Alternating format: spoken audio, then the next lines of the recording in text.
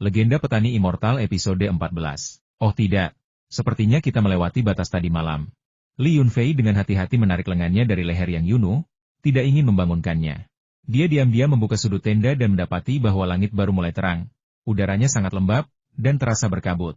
Diam-diam keluar dari tenda, Li Yunfei menghela napas lega, berjingkat ke api, dan menambahkan beberapa potong kayu bakar lagi ke api yang hampir padam. Begitu dia pergi, Yang Yunu membuka matanya di dalam tenda. Pipinya yang putih memerah, dan dia menatap tajam ke arah pintu keluar tenda, bergumam dengan tidak puas, menyebalkan sekali. Dia begitu gelisah di malam hari, lalu pergi begitu saja tanpa mengucapkan sepatah kata pun pagi ini. Koin emas dan tembaga itu berdecap pelan beberapa kali, tetapi Li Yunfei menghentikannya agar tidak mengganggu tidur orang lain. Dia melemparkan 2 ekor ikan kepada mereka, menyuruh mereka untuk terus menjaga tempat itu. Sementara dia sendiri berlari ke sungai yang jauh dan mandi air dingin. Aku menangkap beberapa ikan kecil di air. Aku akan membuat sup ikan untuk sarapan, dan mungkin makan ham, roti, atau sesuatu yang serupa untuk sekadar mengisi perut. Aku akan memasak makanan besar untuk makan siang. Tidak ada cukup ikan kecil di ruang yang sempit karena seekor ular piton raksasa yang rakus telah pindah ke sana. Jadi mereka harus mencari cara untuk meningkatkan pasokan makanan mereka. Setelah sampai di darat, Li Yunfei mengeluarkan celana dalam baru dari tempat penyimpanannya yang kecil. Ia tetap mengenakan pakaian yang sama seperti kemarin, ia tidak ingin terlihat terlalu mencolok. Kemudian, sambil membawa beberapa ikan kecil seukuran telapak tangan yang sudah dibersihkan, ia kembali ke perkemahan untuk menyiapkan makanan. Ketika aku kembali, aku melihat Sandaki sudah bangun dan menambahkan kayu bakar ke perapian, membuatnya menyala terang. Selamat pagi. Li Yunfei menyapanya dan bersiap memasak sup ikan, yang akan memakan waktu. Segala sesuatu yang lain sudah tersedia. Roti dan ham bisa dipanggang dan dimakan segera. HMPH. Sandaki mendengus dingin. Itulah jawabannya. Kemudian dia menemukan ruang terbuka yang datar dan mulai berlatih tinju. Li Yunfei mengira dia akan menampilkan serangkaian gerakan tinju lengkap, tetapi Sandaki hanya sedikit berjongkok, mengambil posisi yang sangat biasa, dan berdiri di sana tanpa bergerak. Jadi ini meditasi berdiri. Aku sia-sia saja menghabiskan waktu menonton.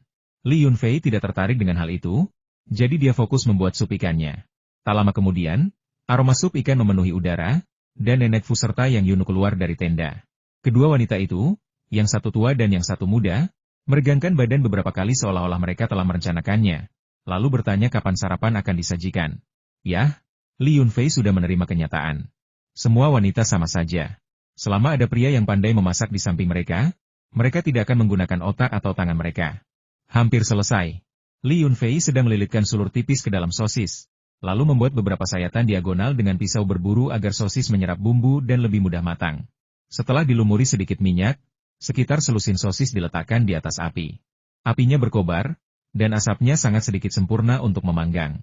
Terlalu banyak asap akan membuat makanan terasa tidak enak, rasa gosong dan berasap tidak menyenangkan. Ini sudah matang. Jadi setelah dipanggang sebentar, warnanya berubah menjadi coklat keemasan dan minyaknya mendesi sangat menggoda. Anda bisa memakannya begitu saja, atau menaburkan sedikit jintan atau bubuk cabai di atasnya, tergantung selera Anda, itu akan membuatnya semakin enak. Beberapa potong untuk masing-masing, dibagi rata. Ini hanya makanan pembuka. Anda tidak akan kenyang hanya dengan ini. Nanti kita akan memanggang roti dan menyantapnya dengan sup ikan. Itu akan menjadi hidangan utama. Saat mereka sedang menikmati makan, mereka mendengar teriakan ketakutan dari tim penangkap ular tidak jauh dari sana. Oh tidak. Salah satu orang kita hilang. Dia pasti telah diseret dan dimakan oleh ular piton. Tenda telah dirusak. Nyawa manusia dipertaruhkan. Terlepas dari benar atau tidaknya, aku harus pergi dan melihatnya. Li Yunfei makan sambil berlari. Dan ketika tiba di tenda kelompok itu, ia mendapati banyak orang sudah datang. Orang yang berteriak itu ketakutan. Sambil menunjuk ke tenda orang yang hilang, dia berkata, tenda itu ada di sana ketika saya tidur kemarin, tetapi menghilang setelah saya bangun. Lihatlah pintu masuk tenda ini, sepertinya ada sesuatu yang besar merayap masuk, dan ular piton emas yang ada di dalam tenda juga hilang. Sebelum Li Yunfei sempat berbicara, ia mendengar rentetan pertanyaan yang tak jelas datang dari orang-orang di sebelahnya. Itu tidak mungkin benar. Jika memang ada sesuatu yang besar, bagaimana mungkin kau tidak mendengar teriakan minta tolongnya? Mungkin dia pergi buang air kecil pagi-pagi. Jangan ribut-ribut. Mari kita cari tempat terpencil di dekat sini dulu. Li Yunfei mengangguk, menganggap pernyataan itu cukup masuk akal. Lembah itu begitu luas sehingga jika seseorang bisa berjongkok di mana saja dan tidak keluar sendiri, akan sulit bagi orang lain untuk menemukannya. Pria itu berkata dengan cemas, beberapa orang sudah mencarinya tetapi tidak menemukannya. Namun, mereka menemukan sepatu ini di semak-semak. Sepatu ini milik Zhao Hu. Dia membelinya 2 hari yang lalu ketika kami bersiap untuk pergi ke pegunungan. Kami pasti tidak salah. Saya memanggil semua orang ke sini setelah melihat sepatu ini, dan juga untuk meminta semua orang mengawasi anggota tim mereka yang hilang. Pria itu hampir menangis, sambil mengangkat sepatu bot pendakiannya.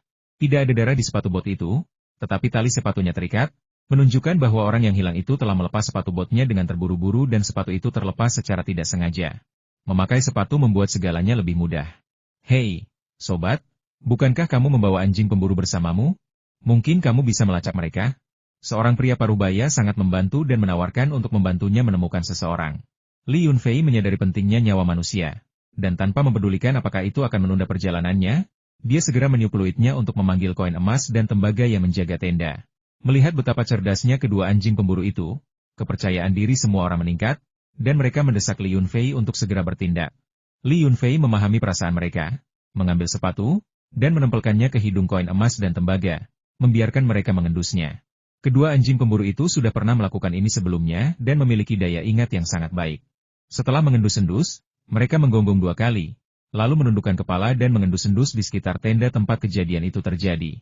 Kemudian, seolah-olah mereka telah menemukan sesuatu, kedua anjing itu menggonggong ke arah Li Yunfei dan berlari ke semak-semak, seolah-olah baunya sangat menyengat. Kelompok itu mengikuti dan menemukan genangan air kencing di bawah semak-semak, dengan air berlumpur terciprat di sekitar akar rumput. Tepat ketika semua orang merasa kecewa, seseorang dengan mata tajam memperhatikan bahwa rumput di balik semak-semak tampak seperti telah diinjak-injak oleh benda besar, dengan bekas sisik ular yang buram tercetak di rumput yang basah. Namun, jejaknya cukup besar, dengan lengkungan menyerupai ember kecil, dan tanda sisiknya juga cukup besar. Berdasarkan hal ini, dipastikan itu adalah ular piton. Semua orang tersentak, saling bertukar pandang, dan tanpa sadar mundur beberapa langkah. Awalnya semua orang mengira hilangnya Xiaohu disebabkan oleh alasan lain, tetapi pelacakan oleh anjing pemburu mengungkapkan jejak ular piton, yang langsung menunjukkan tempat mengerikan sebagai penyebab hilangnya. Koin emas, koin tembaga, terus lacak.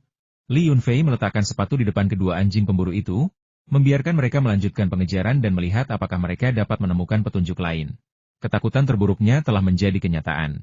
Jika kabar tersebar bahwa seekor ular piton telah memangsa manusia di kota Qinglong, itu akan menjadi pukulan besar bagi industri pariwisata yang sedang berkembang. Siapa yang berani masuk ke pegunungan saat itu? Siapa yang berani datang ke kota Qinglong? Jika seorang wartawan gosip menyelidiki asal-usul kota Qinglong, mereka akan menemukan bahwa kota terpencil ini memiliki hubungan yang tak terpisahkan dan erat dengan ular sejak zaman kuno. Menurut para tetua, kota Qinglong tidak selalu bernama demikian. Suatu ketika, gempa bumi besar melanda pegunungan, meretakan kuil Dewa Ular. Dari gua-gua bawah tanah kuil itu, banyak ular berbisa raksasa muncul dan menyerbu kota, menakutkan penduduk kota. Tepat ketika mereka mengira akan ditelan oleh ular-ular yang mengamuk, mereka mendengar raungan naga datang dari awan di puncak gunung. Seekor naga hijau raksasa muncul dari awan, menakut-nakuti ular-ular berbisa itu. Tentu saja, sejumlah kecil ular berbisa juga terpisah dan gagal kembali ke gua bawah tanah kuil Dewa Ular. Oleh karena itu, daerah sekitar kota Yunfei memiliki jumlah ular berbisa yang sangat banyak, terbanyak di seluruh wilayah Sichuan.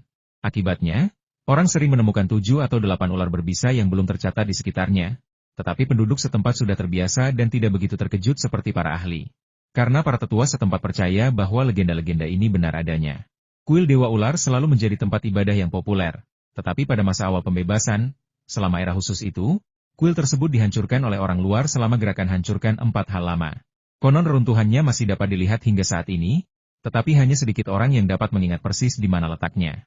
Li Yunfei pernah mendengar kakeknya menyebutkannya sekali, tetapi jalan menuju ke sana diblokir saat itu. Dia telah beberapa kali pergi ke pegunungan, tetapi selalu menghindari daerah itu, dan tidak pernah bisa melihat kuil Dewa Ular. Mungkin kakeknya juga tidak ingin memasuki daerah berbahaya yang melegenda itu. Koin emas dan tembaga itu bergerak, berhenti dan mulai lagi, mengejar dalam jarak yang jauh, sampai beberapa orang ingin menyerah. Sebagian khawatir tentang barang-barang dan tenda mereka, sementara yang lain khawatir bahwa ular piton pemakan manusia raksasa itu mungkin akan menyerang kelompok mereka lagi. Sandaki dan Nenek Fu tidak datang, mereka sedang menjaga tenda. Namun, Yang Yunu tetap dekat dengan Li Yunfei, bahkan mencengkeram pakaiannya erat-erat dengan tangan kecilnya. Seolah takut ular piton pemakan manusia itu tiba-tiba melompat keluar dan memakannya. Berada bersama sepupunya selalu memberinya rasa aman yang istimewa. Sepupu, mungkinkah itu ular piton raksasa yang kita lihat semalam? Tapi wilayahnya bukan di arah sini, kan? Tanya Yang Yunu dalam hati. Tidak. Li Yunfei menggelengkan kepalanya dengan tegas. Tentu saja dia hanya bercanda. Ular piton emas bermutasi itu adalah hewan peliharaan di ruang kecilnya sendiri. Bagaimana mungkin ia punya waktu untuk keluar dan memakan manusia? Tepat saat itu, seseorang berseru kaget, sambil menunjuk ke ujung ngarai, tempat dua puncak gunung bertemu, dan di sana ada celah yang sangat sempit yang dipenuhi dengan pecahan batu yang tak terhitung jumlahnya, seolah-olah baru saja terbelah. Jika Anda berdiri di celah ini dan melihat ke langit, Anda hanya bisa melihat sebuah garis. Medan ini sangat terkenal dalam buku-buku militer, disebut garis langit. Namun, lorong sempit ini bahkan lebih sempit lagi, sehingga sulit bagi manusia untuk melewatinya. Mungkin hanya ular yang bisa melewatinya. Di dasar lorong sempit itu, terdapat banyak pecahan batu. Sesekali, satu atau dua ular berbisa dapat terlihat di antara batu-batu tersebut. Lidah merah darah mereka menjulur, beberapa melingkar, beberapa menatap dengan marah, dalam berbagai posisi aneh. Meskipun tidak berdekatan, mereka berkerumun rapat di lorong yang panjang dan sempit itu, sehingga menimbulkan kesan bahwa mereka sama sekali tidak terlihat. Bahkan orang yang tidak takut ular pun akan merasa merinding dan bulu kuduk berdiri hanya dengan melihatnya. Setelah sampai di pintu masuk lorong sempit itu, kedua anjing pemburu itu berhenti maju. Bulu di leher mereka berdiri tegak karena tegang. Mereka menggonggong beberapa kali, lalu mundur ke sisi Li Yunfei, menggelengkan kepala dan mengeluarkan suara gumaman pelan, tampak pasrah. Mereka sepertinya merasa frustrasi karena tidak dapat menyelesaikan misi mereka. Li Yunfei mengelus kepala mereka untuk menenangkan mereka. Dia bisa merasakan ketegangan dan kegelisahan pada kedua anjing pemburu itu. Melacak mereka sampai di sini berarti misi telah selesai. Ular berbisa dan piton dapat memasuki tempat ini, tetapi manusia tidak diizinkan. Bahkan jika laporan diajukan sekarang, polisi hanya bisa melihat ular-ular itu tanpa daya. Mereka tidak punya cara untuk memasuki tempat yang berbahaya dan sempit ini untuk menyelidiki apakah ada piton yang memangsa manusia. Li Yunfei mengembalikan sepatu itu kepada pria tersebut, mengangkat bahu tanpa daya, dan berkata, "Mari kita cari tempat dengan sinyal untuk menghubungi polisi. Ini yang terbaik yang bisa kulakukan untukmu. Terima kasih, anak muda. Kami pasti akan menghubungi polisi." "Ah, aku menyesal telah begitu serakah dan mencari ular piton emas itu. Kakak Zhao hilang karena itu. Aku benar-benar tidak tahu bagaimana aku akan menjelaskan ini kepada istrinya." Para pria itu tampak sedih dan penuh penyesalan, dan sebagian besar dari mereka tetap diam. Li Yunfei mengucapkan beberapa kata penghiburan lagi, lalu mengajak sepupunya ke sebuah batu besar untuk mengamati lorong sempit di antara tebing. Mereka datang terburu-buru dan tidak membawa kamera. Jika tidak, mengambil beberapa foto lorong sempit itu pasti akan menjadi pemandangan yang indah. Li Yunfei, dengan mata tajamnya, mendongak dan menemukan bahwa tumbuh-tumbuhan di puncak lorong sempit itu memiliki bekas hangus, persis seperti bekas hangus akibat tumbukan meteorit. Suhu di sekitarnya sangat tinggi, dan semua jenis tumbuh-tumbuhan terbakar menjadi abu halus, bahkan bebatuan pun menunjukkan tanda-tanda hangus. Setelah berpikir sejenak, Li Yunfei menyadari ada sebuah batu besar yang tersangkut di tengah lorong sempit itu. Batu itu sangat aneh. Tidak seperti batu-batu lain yang jatuh, batu itu memancarkan cahaya redup. Bagaimana mungkin ada cahaya di sini padahal matahari tidak bersinar? Mungkinkah ini meteorit? Jantung Li Yunfei berdebar kencang, dan dia berharap bisa mendekat untuk menyelidikinya. Jika itu benar-benar salah satu meteorit aneh itu, dia akan kaya raya, karena meteorit ini sangat besar, beberapa kali lebih besar dari gabungan 3 meteorit yang telah dia peroleh sebelumnya. Tepatnya, meteorit ini agak pipih, seperti batu penggiling, tersangkut di bagian tengah atas lorong sempit, lebih dari 10 meter dari puncak gunung. Namun, posisi ini berada di luar jangkauan penangkapan spasial kecil Li Yunfei. Jadi meskipun itu memang meteorit, akan sulit untuk memindahkannya. "Sepupu, apa yang kau lihat?" tanya Yang Yunu penasaran ketika melihat Li Yunfei menatap kosong ke lorong sempit tanpa mengucapkan sepatah kata pun. Aku ingin naik ke atas dan melihat apakah ponselku bisa mendapatkan sinyal. Jika aku bisa menelepon, aku harus segera menghubungi polisi. Mungkin kita bisa menemukan beberapa petunjuk. Jika kita menunggu terlalu lama, itu hanya akan memberi ruang bagi imajinasi misterius orang-orang dan memperkuat rumor tanpa batas. Hari ini kita bilang itu ular piton yang memakan manusia. Tetapi setelah keluar, mungkin akan menjadi naga yang memakan manusia, atau monster yang memakan manusia. Yang Yunu berkata dengan cemas, tidak ada jalan setapak di lereng bukit ini. Jika kita mendaki dengan gegabah, kita akan diserang ular berbisa di rerumputan. Tidak apa-apa, rumput di sini dangkal, tidak akan banyak ular yang bisa bersembunyi di sana. Aku akan mencari sebatang ranting, naik ke atas sana dan mengetuknya beberapa kali, dan ular-ular itu akan berhamburan. Kata Li Yunfei, melompat turun dari batu besar, mematahkan sebatang pohon kecil seukuran cangkir dari sisinya, membuang pucuknya, dan mulai memanjat. Bukan hanya Yang Yunu yang mencoba membujuknya, tetapi bahkan orang-orang di sekitarnya pun mencoba menghentikan Li Yunfei agar tidak naik, karena khawatir akan terjadi sesuatu yang tidak diinginkan. Li Yunfei mengabaikan nasihat mereka dan bersikeras untuk naik dan melihat-lihat, meninggalkan 2 anjing pemburu di bawah, dengan alasan untuk melindungi Yang Yunu. Aku akan naik duluan. Jika kalian melihat keributan di dalam lorong sempit itu, kalian semua harus segera keluar. Pastikan ular piton pemakan manusia itu tidak keluar dan melukai siapapun lagi. Li Yunfei tidak lupa menoleh ke belakang dan memberi instruksi kepada orang-orang di bawah ketika ia sudah setengah jalan naik. Sebenarnya, bahkan tanpa penjelasan Li Yunfei, 2/3 dari kelompok yang baru tiba sudah pergi, hanya kelompok Zhao Hu yang masih dengan ragu-ragu menjaga sekitar Yi Xiantian. Namun, Yang Yunu mengkhawatirkan Li Yunfei, itulah sebabnya dia tidak pergi.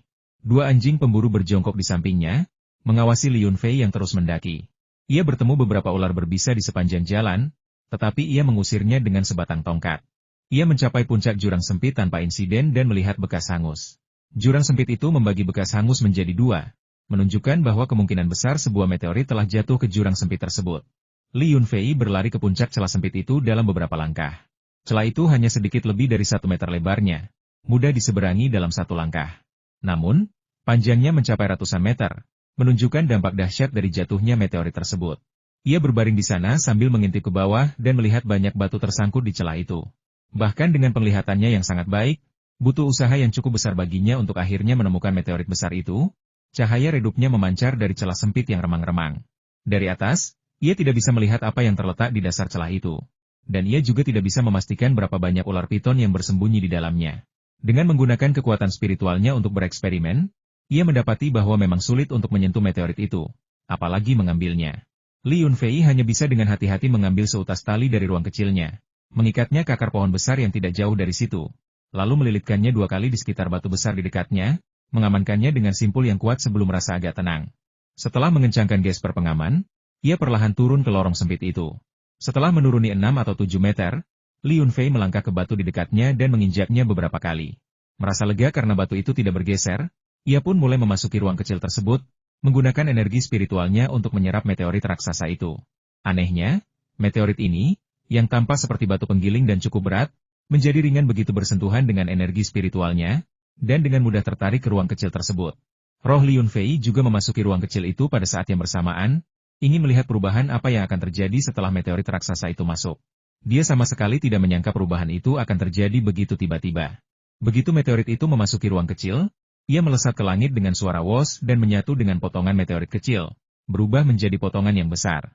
Tepi-tepi yang tidak rata itu menghilang dengan sendirinya, seolah-olah telah dilebur, berubah menjadi bola besar yang memancarkan cahaya oranye yang lebih kuat daripada di luar, menerangi seluruh ruang kecil itu. Ruang di bawah diterangi oleh cahaya yang kuat, dan dengan suara dengungan, seolah-olah monster yang sedang hibernasi telah terbangun, mulai meregangkan tubuhnya, dan terus tumbuh semakin besar. Busur setengah bola yang hampir tertutup akhirnya tertutup sepenuhnya, dan sebuah planet kecil terbentuk di depan Li Yunfei. Luas permukaannya tidak mungkin dihitung secara langsung, tetapi berdasarkan penglihatannya, Li Yunfei merasa bahwa luas permukaannya telah berlipat ganda, dan kedua kolam kecil itu juga bertambah besar, menjadi 2 kolam kecil. Salah satunya menyemburkan air mata air spiritual yang jernih, dan seperti pompa air, permukaan airnya naik dengan cepat. Kolam kecil lainnya yang ia buat tidak memiliki mata air. Sebaliknya, karena ukurannya yang lebih besar, permukaan airnya sangat rendah, hampir sampai ke dasar. Tanaman air menutupi area kecil di tengah kolam, dan bunga teratai berdiri tegak, dengan permukaan air hanya mencapai akarnya. Akuarium itu kini tergantung di udara, dan puluhan ikan kecil, di luar air, melompat-lompat gelisah, mencoba melepaskan diri dari kurungan jaring. Ladang ginseng, yang dulunya paling luas dalam hal area tanam, kini menjadi sangat jarang.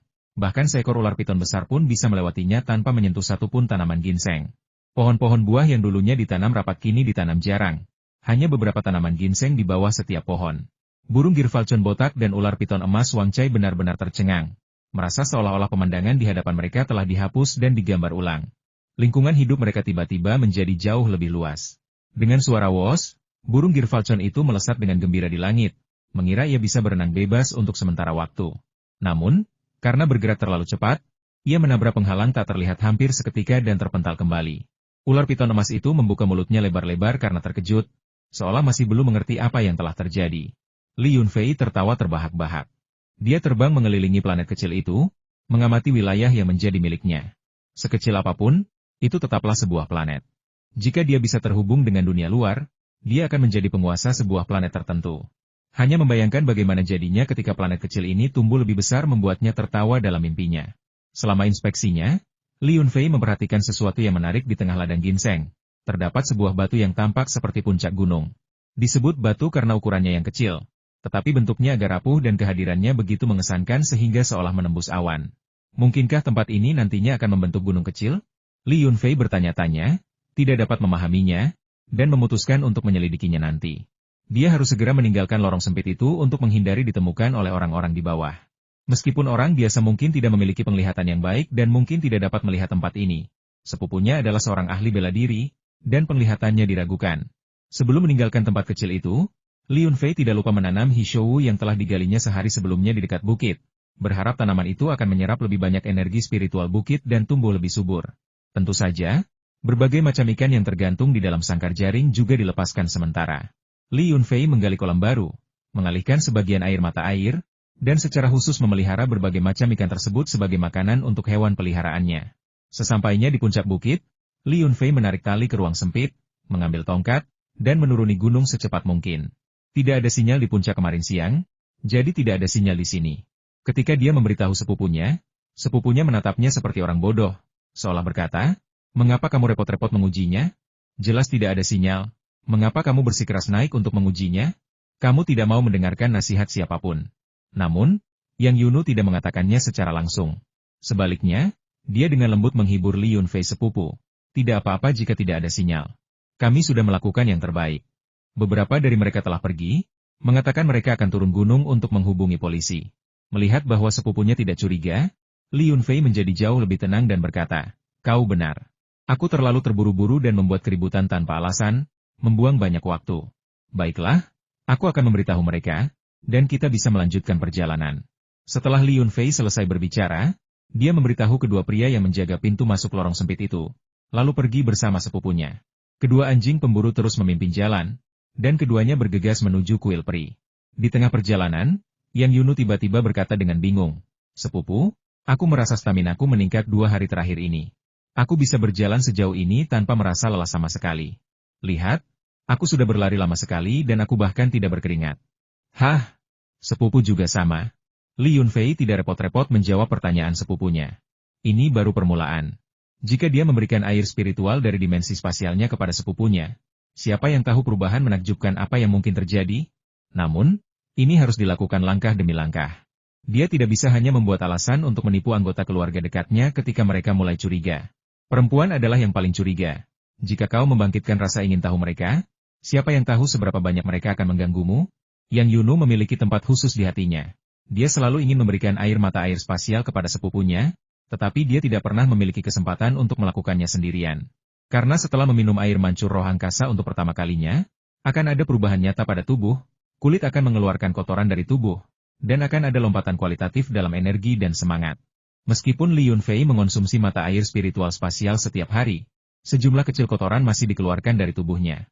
Bisa dibayangkan betapa kuatnya reaksi yang akan dialami seseorang yang mengonsumsi mata air spiritual spasial untuk pertama kalinya. Keduanya berlari cepat menembus pegunungan, kedua anjing pemburu mereka mengikuti dan bahkan mendahului mereka. Tumbuh besar di ruang kecil sejak kecil dan sering meminum air mata air spiritual di dalamnya, kedua anjing pemburu ini memiliki tubuh yang luar biasa kuat, jauh melampaui sebagian besar binatang liar di pegunungan. Tak lama kemudian, mereka kembali ke perkemahan. Sandaki dan Nenek Fu sudah makan, tetapi setengah dari sup ikan masih tersisa untuk mereka. Api masih menyala, jadi mereka bisa meminumnya setelah menghangatkannya. Li Yunfei memanggang 2 roti, memakan sepotong roti dan menyesap sup ikan putih salju. Rasanya cukup enak. Nenek Fu bertanya apakah orang yang hilang telah ditemukan, dan Yang Yunu menjawab dengan sangat hati-hati. Mendengar tentang medan jalur langit sempit yang konon menyimpan banyak ular berbisa dan piton, dia menjadi sangat gugup. Setelah selesai makan, dia buru-buru mengemasi barang bawaannya dan bergegas mendaki puncak Rizhao, ingin segera meninggalkan tempat yang merepotkan ini. Sebelum berangkat, Li Yunfei memasuki ruangan kecilnya dan merendam beras ketan di air mata air spiritual. Ia berencana makan nasi bambu untuk makan siang, karena ada banyak bambu di puncak Rizhao dan akan sayang jika tidak dimanfaatkan. Tidak ada turis di puncak Rizhao, dan jalur gunung sangat sulit dilalui. Jalurnya hanya sedikit lebih mudah daripada gunung yang gersang, tetapi banyak bagian masih membutuhkan pembersihan jalan dengan parang. Saat menjelang siang, cuaca mulai gelap, dengan guntur yang bergemuruh dan perasaan awan gelap berkumpul di atas kepala. Sial sekali, hujan turun. Sandaki memandang langit dan berkata dengan sangat tidak puas, ramalan cuacanya mengerikan. Jelas tertulis tidak akan hujan selama 5 hari, tetapi baru 2 hari dan sudah hujan deras. Fua, kau tahu tempat ini dengan baik, cepat cari tempat berteduh dari hujan. Nenek Fuemyu tidak boleh basah. Li Yunfei merasakan kelembapan di udara dan berkata, mari kita kenakan jas hujan kita dulu. Sekalipun kita mengenal daerah ini dengan baik, kita tidak akan tahu di mana kita bisa berlindung dari hujan. Hujan dan guntur bergemuruh, dan tidak ada seorang pun yang bisa berlindung di bawah pohon besar. Dilihat dari waktunya, kita seharusnya segera sampai di reruntuhan kuil peri. Sandaki dengan marah berkata, siapa sangka akan hujan? Aku tidak membawa jas hujan. Nak, bawa beberapa jas hujan dan keluarkan sekarang juga. Nenek Fu mengeluh, Pak Tua, sudah kubilang siapkan barang-barang untuk perjalanan ke pegunungan, apa yang sudah kau siapkan? Tidak ada makanan, minuman, atau barang-barang lainnya. Kalau bukan karena Fua, kita mungkin sudah mati kelaparan di pegunungan. Berani-beraninya kau meminta ini dan itu pada Fua? Li Yunfei menghibur mereka, jangan khawatir, para tetua. Biar saya periksa. Kurasa kita membawa beberapa. Udaranya sangat lembab di pegunungan. Kalian tidak bisa pergi tanpa jas hujan. Bahkan kabut tipis pun bisa membasahi pakaian kalian. Yang Yunu berkata dengan sedih, aku tidak membawa apapun, sepupu. Apakah kau punya jas hujan cadangan? Hehe, kalaupun tidak ada yang berlebih, ada beberapa untuk kalian. Li Yunfei tertawa, membuka ranselnya, dan mengeluarkan setumpuk jas hujan sekali pakai, lebih dari 10 buah, lalu memberikannya satu kepada masing-masing dari mereka. Sandaki mengambil jas hujan itu, masih merasa tidak puas, dan berkata, berapa banyak barang tak berguna yang kau masukkan ke dalam ranselmu? Lebih dari 10 jas hujan sekali pakai, apakah kau berencana menjualnya? Li Yunfei mencibir, jika tidak berguna, jangan digunakan. Jika ada yang ingin membelinya, bukan berarti kita tidak bisa menjualnya. Suatu kali, ketika saya berlibur di Huangshan, saya terjebak hujan deras tiba-tiba. Di kaki gunung, seseorang menjual jas hujan sekali pakai seharga 1 yuan per buah dengan harga 100 yuan, dan para turis berebut untuk membelinya. Sejak itu, setiap kali saya mendaki, saya selalu membawa beberapa jas hujan tambahan. Sepupu, kau tidak menghabiskan 100 yuan untuk jas hujan sekali pakai seperti ini waktu itu, kan? Tanya Yang Yunu dengan nada iba. Li Yunfei tersenyum canggung, lalu tiba-tiba menunjuk rumput di depannya dan berkata, ada begitu banyak capung, terbang sangat rendah. Sepertinya hujan akan segera turun. HMPH, kau terlalu cepat mengganti topik. Yang Yunu cemberut tidak puas, mengulurkan tangan dan dengan santai menangkap seekor capung merah kecil. Dia tidak memegangnya rat-rat, tetapi hanya dengan lincah memutar telapak tangannya. Dan capung itu tidak bisa terbang keluar dari telapak tangannya meskipun sudah berusaha sekuat tenaga. Melihat itu, mata Sandaki berbinar, dan dia bertanya, gadis kecil, seberapa jauh kemajuanmu dalam Tai Chi? Bisakah kau mengatasi seekor burung pipit yang terbang? Apa bedanya burung pipit dan capung? Lagi pula, ayahku selalu memarahiku karena aku gadis bodoh. Aku bahkan tidak tahu seberapa baik aku berlatih. Aku perempuan, jadi tidak masalah apakah aku berlatih atau tidak. Tapi Fua sangat menyedihkan. Dia ingin belajar tetapi tidak bisa ketika masih kecil. Kakeknya memiliki keterampilan bela diri tetapi tidak mau mengajarinya. Dan kakek dari pihak ibunya juga mampu tetapi tidak mau mengajarinya juga. Baiklah, jangan kita bicarakan ini sekarang. Li Yunfei merasa malu.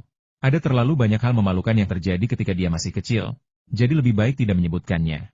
Oh, kalau begitu aku tidak akan mengatakan apa-apa lagi. Yang Yunu dengan patuh menutup mulutnya.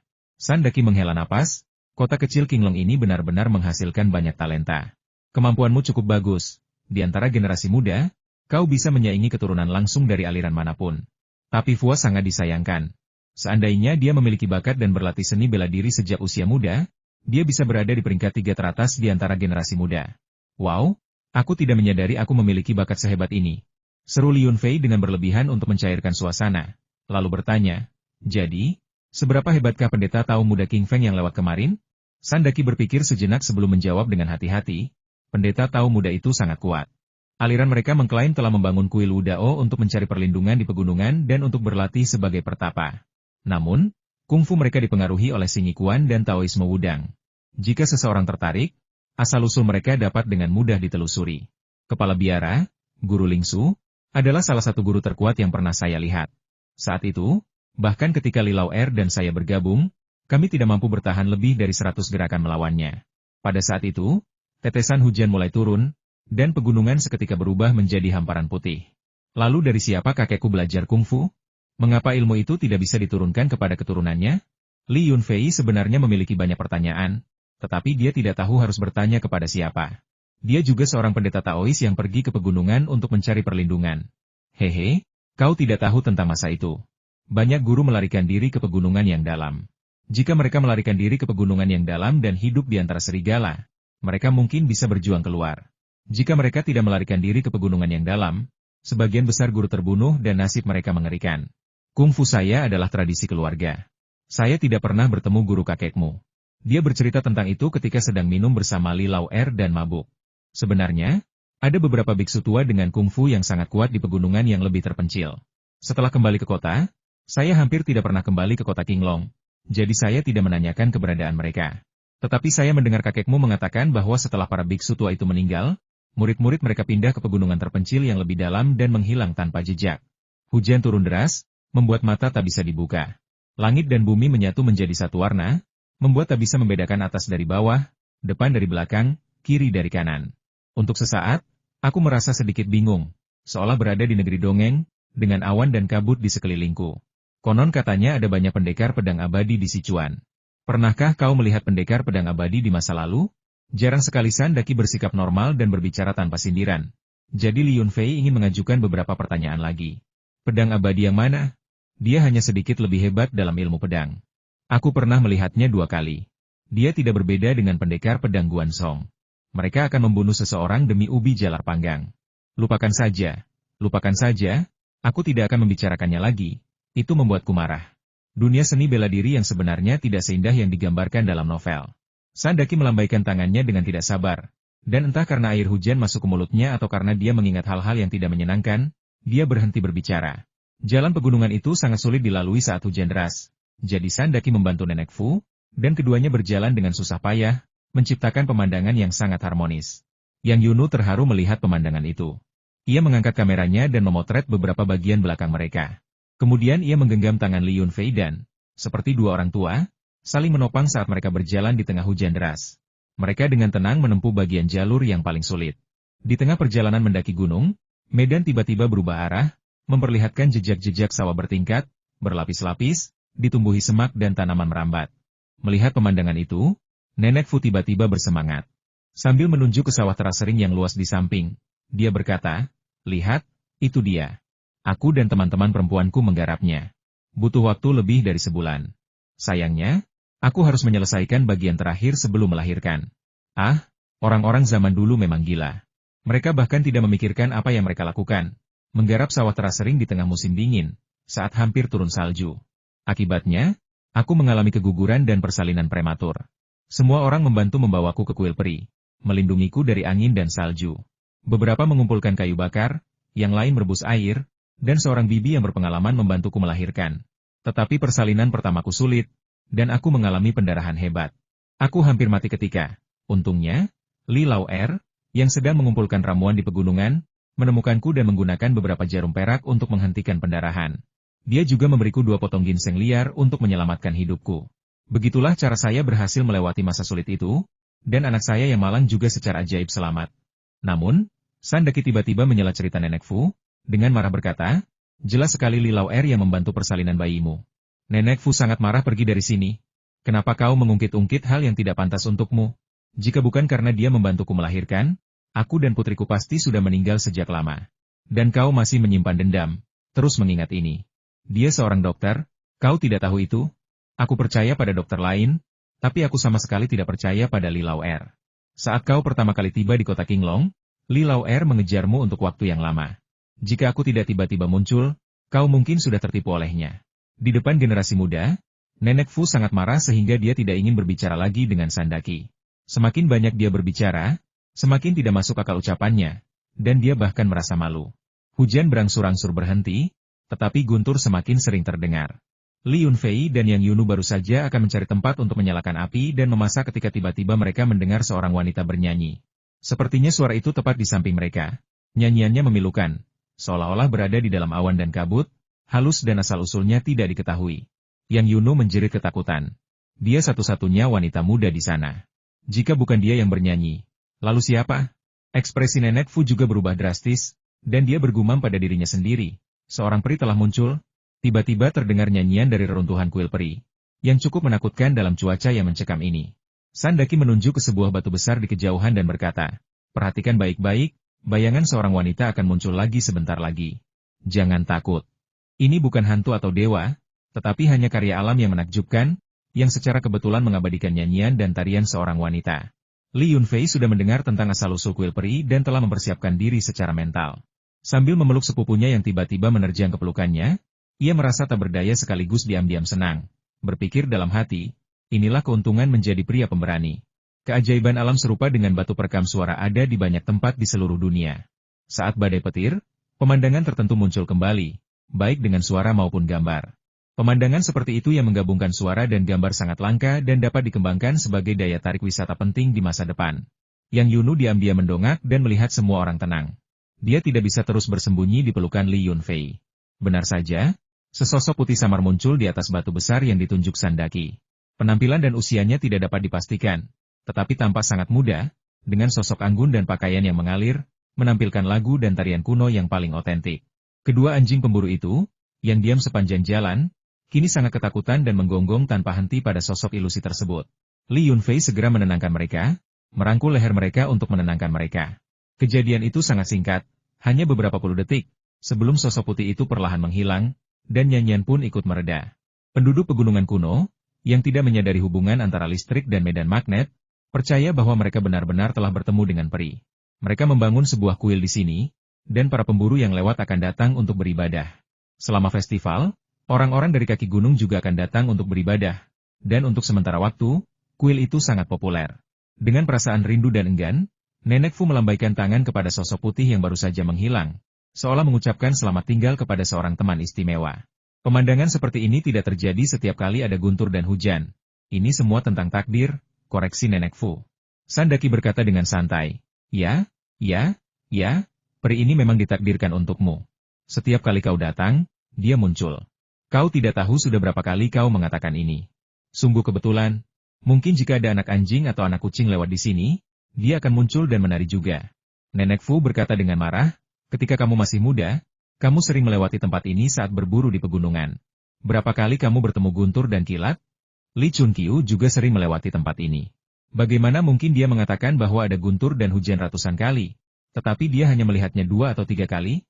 Sandaki takut membuat istrinya marah, jadi dia berhenti membantah, tetapi dilihat dari ekspresinya, dia tetap tidak setuju. Cuaca di pegunungan tidak dapat diprediksi, badai petir datang dan pergi dengan cepat. Dalam sekejap mata, angin kencang bertiup, dan sebagian besar awan gelap di atas kepala menghilang. Matahari mengintip dari celah-celah awan, dan matahari siang bersinar terang, menyapu suasana yang menyeramkan dan mencekam. Li Yunfei memotong bambu dari lereng bukit. Setiap bagiannya lebih dari 20 cm panjangnya dan setebal pergelangan tangan. Dia membuat lubang kecil di salah satu ujungnya, kira-kira sebesar koin 1 yuan, dan memasukkan beras ketan yang telah direndam ke dalam tabung bambu. Pada saat yang sama, dia mencampurkan ham, daging asin, jamur shiitake cincang, sayuran potong dadu dari dimensi ruangnya. Dia menambahkan sekitar 100 ml air ke setiap tabung bambu, lalu menutup rapat lubang kecil pada tabung bambu dengan daun rumput untuk mencegah udara keluar. Dia sangat cepat. Saat Sandaki menyalakan api, Li Yunfei sudah menyiapkan 8 tabung bambu. Dia berkata, mari kita ubah menu makan siang hari ini. Coba nasi tabung bambu rahasia keluarga Li. Rasanya benar-benar enak. Hehe, kalau kita makan barbeque lagi, perut Nenek Fu mungkin tidak akan sanggup menahannya. Nenek Fu menatap tak percaya, menunjuk tabung bambu di tangan Li Yunfei, tanpa berkata-kata kamu, kapan kamu merendam beras ketan? Kapan kamu menyiapkan daging asin, jamur, dan buncis, paprika, terong, mentimun? Anakku, berapa banyak barang yang kamu bawa di ranselmu? Bukankah berat? Bukankah kamu lelah? Ah, kamu benar-benar telah banyak bersusah payah untuk nenek ini. Li Yunfei tertawa dan berkata, jangan khawatir, ini memang tugasku. Nenek Fu, kau dan UNU bisa fokus menghangatkan diri di dekat api. Setelah kalian kering, kalian bisa makan nasi bambu yang lezat. Kita tidak akan membuat sup daging untuk makan siang, dan kita tidak punya tempat untuk berburu, tetapi aku membawa beberapa buah kalengan dan pati. Jadi kita akan membuat sup manis. Saat Li Yunfei menghabiskan tabung bambu terakhir nasi, dia membuka ranselnya dan mengeluarkan 2 kaleng selai buah campur. Isinya berbagai macam buah, merah, kuning, dan hijau, membuat air liur menetes. Yang Yunu melirik ransel Li Yunfei, ingin membukanya beberapa kali tetapi menahan diri ini tidak berat sama sekali. Bagaimana bisa memuat begitu banyak barang? Kau bahkan membawa 2 kaleng buah yang berat? Hehe, kau tahu aku kuat. Jangankan ransel ini, kalau kita bawa 1 lagi, kita Li Yunfei melihat tatapan jahat Sandaki dan segera mengubah kata-katanya. Kalau kita bawa satu lagi, kita benar-benar tidak akan sanggup membawanya lagi. Yang Yunu tersenyum diam-diam dan dengan cepat bergerak untuk membantu Li Yunfei memasang rak. Rak untuk memanggang nasi bambu berbeda dari rak lainnya. Rak tersebut harus dipasang dalam bentuk persegi panjang. Satu bagian nasi bambu harus diletakkan secara horizontal di atas rak untuk memastikan pemanasan yang merata. Nasi juga perlu diputar terus-menerus. Proses pemutarannya membutuhkan ketelitian lebih daripada memanggang ayam atau kelinci. Jika tidak, pemanasan akan tidak merata dan nasi akan mentah dan matang secara bersamaan. Kedengarannya rumit, tetapi sebenarnya hanya menggunakan ranting pohon segar untuk membuat panggangan barbeque yang panjang. Panggang di atas api terbuka selama 15 menit, lalu kecilkan api menjadi sedang selama 3 hingga 5 menit. Tergantung pada warna bambu segar, Anda dapat memilih untuk mengecilkan api atau meletakkannya di dalam api untuk direbus sebentar. Masakan ini dimasak jauh lebih cepat daripada memanggang kelinci. Tak lama kemudian, Li Yunfei menurunkan 8 tabung bambu berisi nasi dan meletakkannya di bawah api untuk direbus sebentar. Kemudian dia mengganti penyangga, menyangga panci, menuangkan 2 toples buah, menambahkan air secukupnya, merebusnya hingga mendidih, menambahkan larutan tepung maizena, mengaduk cepat, dan sepanci sup buah campur yang kental dan mengkilap pun siap. Dia mengambilnya dari rak dan meletakkannya di atas batu di dekatnya agar dingin. Sandaki tak sabar untuk mengeluarkan nasi bambu itu, membiarkannya agak dingin, lalu menggunakan pisau berburunya untuk membelah nasi bambu itu menjadi 2. Ada cara yang tepat untuk memotongnya, Anda tidak boleh menggunakan terlalu banyak tenaga atau terlalu cepat. Setelah membuat lubang kecil di tabung bambu, Anda harus menggerakkan pisau perlahan agar udara panas di dalamnya keluar. Berhati-hatilah agar tidak membakar tangan Anda. Begitu gas dilepaskan, aroma unik nasi bercampur dengan wangi bambu dan aroma segar sayuran memenuhi hidung orang-orang. Orang-orang yang sudah lapar akan langsung merasakan perut mereka berbunyi dan air liur mereka menetes begitu mencium aroma ini. Ini hasil karya yang bagus, jauh lebih baik daripada yang dibuat Li Lao-er. Sandaki, tidak seperti biasanya, tidak mengkritik Fua, tetapi dia tetap tidak membiarkan Li Chunqiu lolos begitu saja. Dia membagi nasi bambu menjadi 2, memberikan setengahnya kepada Nenek Fu dan menyimpan setengahnya lagi untuk dirinya sendiri. Tanpa mempedulikan apakah nasi itu terlalu panas untuk dimakan, dia memasukkannya ke mulutnya dengan sumpit. Enak sekali, sayang. Kamu juga harus mencobanya. Aku tidak tahu apa yang orang ini masukkan ke dalamnya. Rasanya luar biasa. Hanya menghirup aromanya saja sudah menghilangkan semua kelelahan pagi ini. Saat Li Yunfei membelah tabung bambu berisi nasi menjadi 2, Sandaki hampir menghabiskan bagiannya. Masih banyak lagi, dan tidak ada yang akan mengambilnya darimu. Mungkin kau bisa memakannya sedikit lebih pelan? Sekalipun kau tidak baik hati, setidaknya perhatikan suhunya. Berapa banyak orang yang makan nasi bambu yang baru dimasak seperti itu? Apa kau tidak takut terbakar? Li Yunfei memarahi Sandaki, sambil menyerahkan setengah nasi bambu yang dipegangnya kepada sepupunya. Yang Yunu tak sabar lagi. Sambil menyendok nasi ke mulutnya, dia berteriak, "Kenapa nasi bambu yang biasa kau buat tidak sana ini?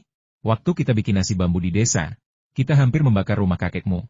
Kumohon jangan bilang siapa-siapa. Ini, aku juga punya acar paprika hijau dan acar sawi yang diiris tipis dalam minyak cabai. Menambahkan sedikit saja akan membuatnya terasa lebih enak." Li Yunfei berkata, buru-buru membuka ranselnya untuk memberikan hadiah itu kepada sepupunya, memohon agar dia tidak membocorkan kisah memalukan dari masa kecil mereka. Ini adalah nasi bambu yang dimasak dengan air mata air spiritual dan sayuran dari dimensi spasialnya. Bisakah nasi bambu setengah matang yang dia buat saat kecil dibandingkan dengan ini? Setelah mendengar ada acar sayur, Sandaki bergegas dan mengambil setengahnya. Nenek Fu memiliki nafsu makan yang buruk dan tidak bisa makan makanan pedas, itulah sebabnya Li Yunfei berkesempatan memakan sisa sedikitnya. Acar sayur gunung sangat berharga seperti emas. Setiap kali muncul, langsung habis terjual. Saat kelompok itu sedang menikmati makan malam mereka, 2 pendeta tahu muda turun dari gunung. Salah satunya adalah King Feng, dan yang lainnya, seorang pendeta tahu muda berkulit agak gelap, kemungkinan adalah kakak seniornya. Keduanya membawa beberapa jas hujan dan tampak agak malu. "Salam, para tamu yang terhormat.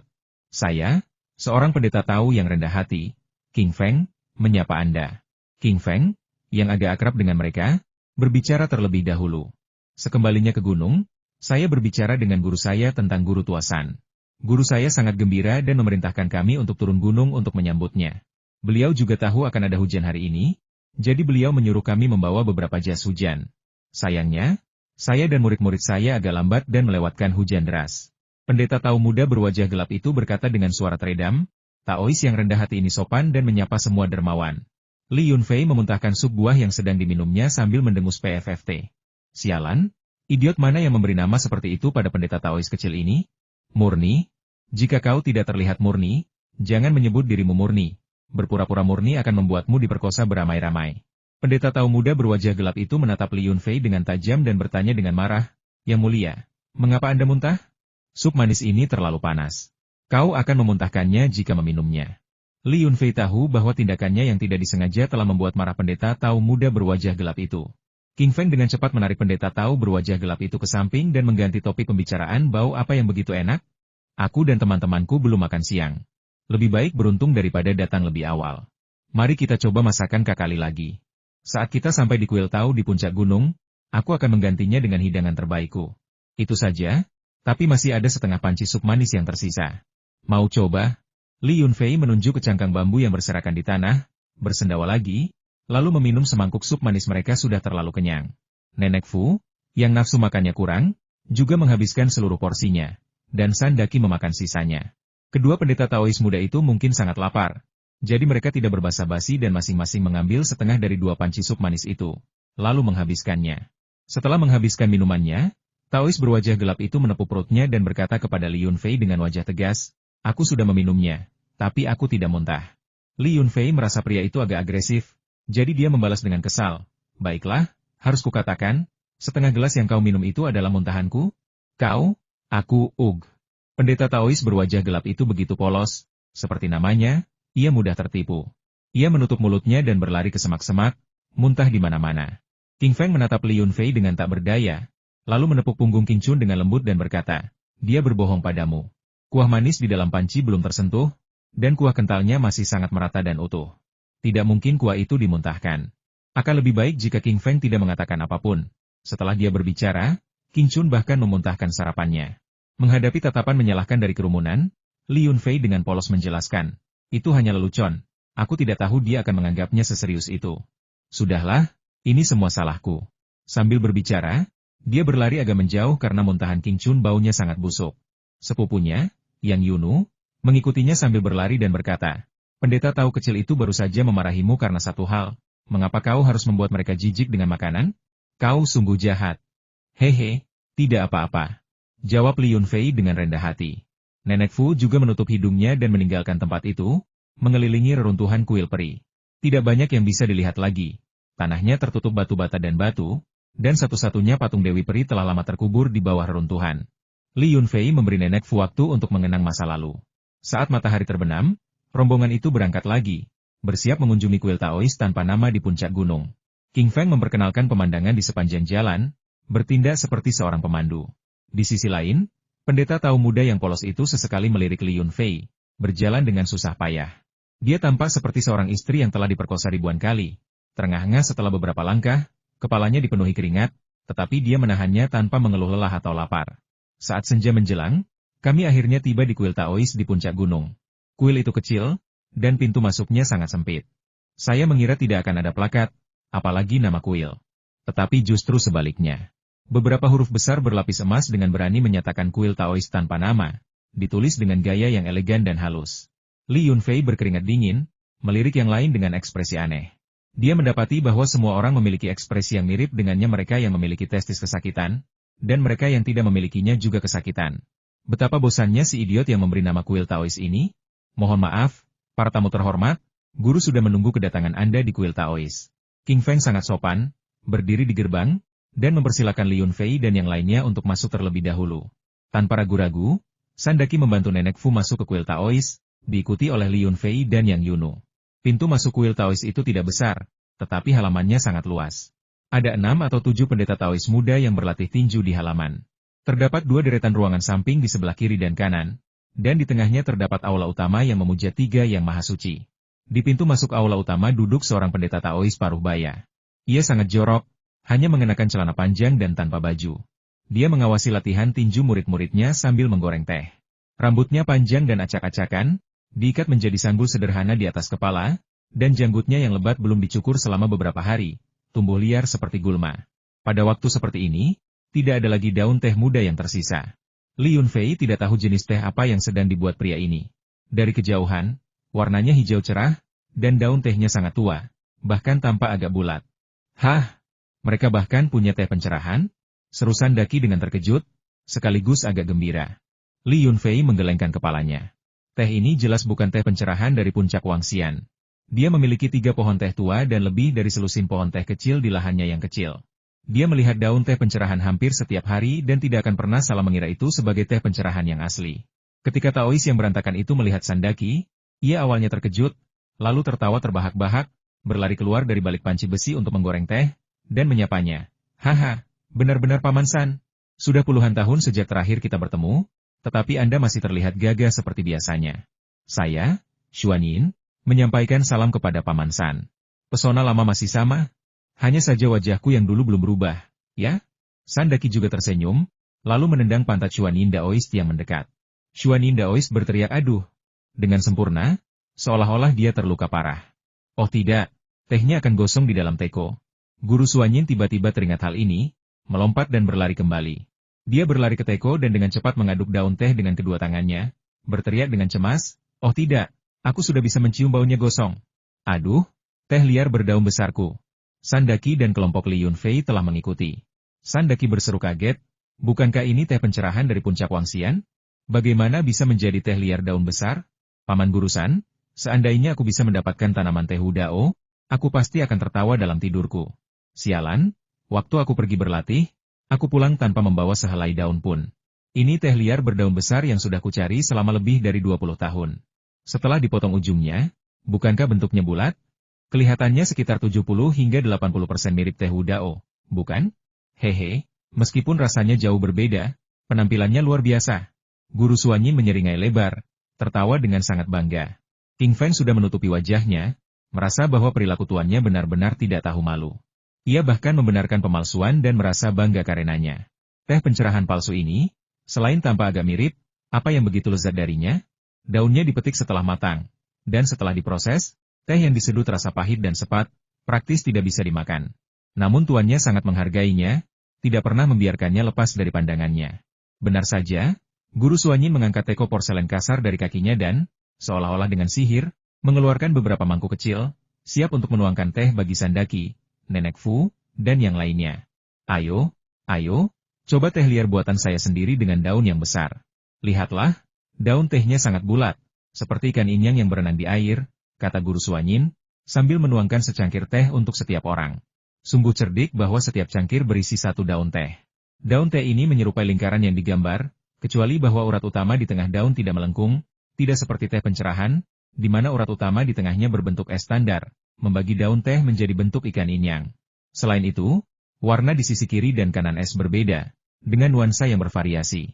Li Yunfei penasaran dan ingin mencicipi jenis daun apa yang digunakan untuk membuat teh ini, agar ia bisa membandingkannya dengan teh pencerahan miliknya di masa mendatang. Ia hanya menyesap sekali dan hampir memuntahkannya. Memang rasanya sangat pahit dan sepat, seperti teh tua biasa. Setelah diperiksa lebih dekat, kuah tehnya ternyata berwarna coklat tua, tidak seperti teh hijau lainnya yang menghasilkan seduhan berwarna biru muda atau hijau muda.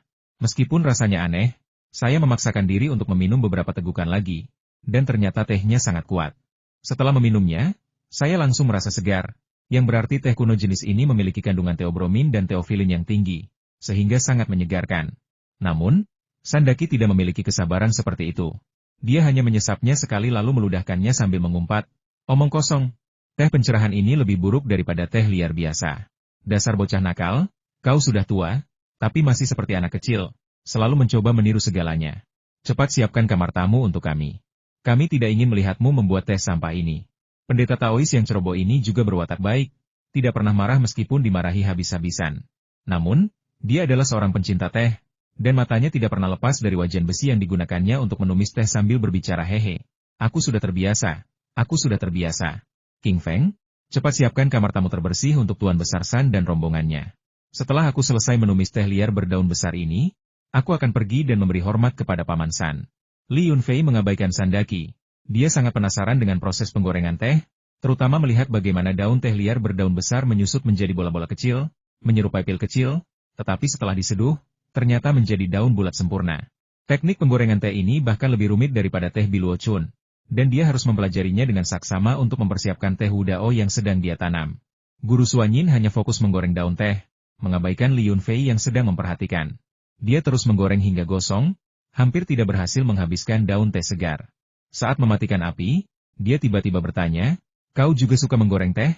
Li Yunfei berkata jujur, "Aku tidak suka menggoreng teh, tetapi aku suka minum teh. Aku melihat cara menggoreng tehmu cukup aneh, jadi aku ingin mengamatinya. Aku pernah mendengar kakekku mengatakan bahwa teh dari puncak Wangxian sangat istimewa. Aku tidak menyangka cara menggorengnya juga begitu istimewa. Kau benar-benar bisa menggoreng daun teh bulat menjadi bola-bola berbentuk pil di dalam wajan." Mata guru Suanyin berbinar, dan dia tiba-tiba bertanya, "Oh, kakekmu tahu tentang teh pencerahan puncak Wangxian?" Dan dia datang bersama Paman Sandaki. "Mungkinkah kau berasal dari desa keluarga Li? Apakah nama keluarga kakekmu Li dan nama depannya Chun Qiu?" "Ya, nama kakek saya adalah Li Chun Qiu," jawab Li Yunfei terus terang.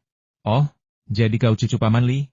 Maafkan saya sibuk membuat teh dan tidak sempat bertanya tentang latar belakangmu." Guru Suanyin sangat sopan, menepuk bahu Li Yunfei sambil berkata, "Ketika saya masih kecil, Paman Li memberi saya banyak petunjuk tentang rahasia berlatih seni bela diri. Setiap kali kami minum teh, saya akan menuangkan secangkir tambahan untuknya. Karena itu, dia mewariskan banyak keterampilan uniknya kepada saya. Guru saya bahkan mengatakan bahwa saya dapat dianggap sebagai setengah muridnya. Sayang sekali dia tidak mewariskan metode pelatihan sinikuannya kepada saya. Seharusnya kau bersyukur. Kakekku tidak pernah mengajariku satu gerakan pun," keluh Li Yunfei, merasa diperlakukan tidak adil. "Haha, itu aturan Paman Li. Beberapa keahlian khusus yang diajarkan padaku ditemukan olehnya.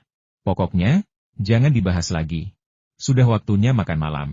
Ayo, kita minum-minum, kau dan aku. Kuil Taoisku tidak hanya punya teh yang enak, tapi juga anggur buatan sendiri. Seseorang yang menghargai teh pasti juga menghargai anggur. Kita adalah jiwa yang sejiwa." Li Yunfei tidak berbasa-basi dan mengikutinya ke aula samping tempat para tamu akan diterima. Li Yunfei tinggal di sini selama 4 atau 5 hari, tetapi dia tidak tahan lagi. Tehnya saja sudah buruk, tetapi keahlian Master Suanyin dalam menyeduh teh sungguh tak terlukiskan. Setelah meminum anggurnya, dia menyadari betapa terampilnya kakek kelimanya dalam menyeduh teh. Bahkan minuman keras sorghum kelas rendahnya beberapa kali lebih baik daripada anggur berharga Master Suanyin yang berusia 3 tahun. Dan yang lebih buruk lagi, rasanya seperti cuka. Dia benar-benar tidak tahu harus berkata apa. Selain teknik menggoreng teh yang lumayan, bagian pekerjaan lainnya sangat kurang dalam hal keterampilan. Imitasinya dangkal, dan tidak satupun anggur yang layak disajikan. Ketika Li Yunfei mengeluarkan 2 botol minuman keras sorghum cadangan 10 tahun dari ranselnya, Guru Suanyin terdiam. Dia memeluk kedua botol itu dan hampir meminumnya sekaligus, sambil berkata bahwa dia sudah lama tidak minum minuman keras anak ini dan hari ini benar-benar menyenangkan. Setelah mengatakan itu, dia ambruk ke tanah dengan bunyi gedebuk. Ketika Li Yunfei dan Sandaki pergi, Guru Suanyin masih mabuk. Ia berhasil mengantar mereka ke pintu masuk kuil Taois, di mana ia tiba-tiba muntah dengan keras. "Keponakan muda Yunfei, aku akan datang ke desa keluarga Li untuk minum bersamamu beberapa hari lagi.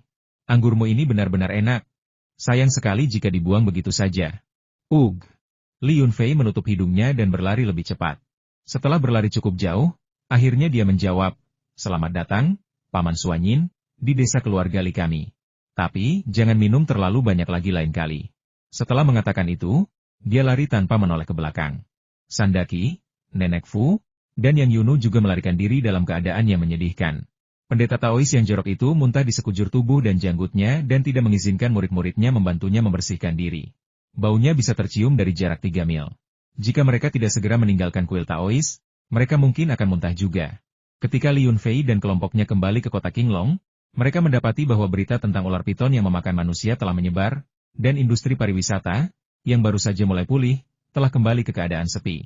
Hanya beberapa mobil polisi yang sesekali lewat, mengatakan bahwa mereka akan pergi ke pegunungan untuk menyelidiki insiden ular piton yang memakan manusia. Li Yunfei tidak bisa mengendalikan desas-desus yang beredar di kota.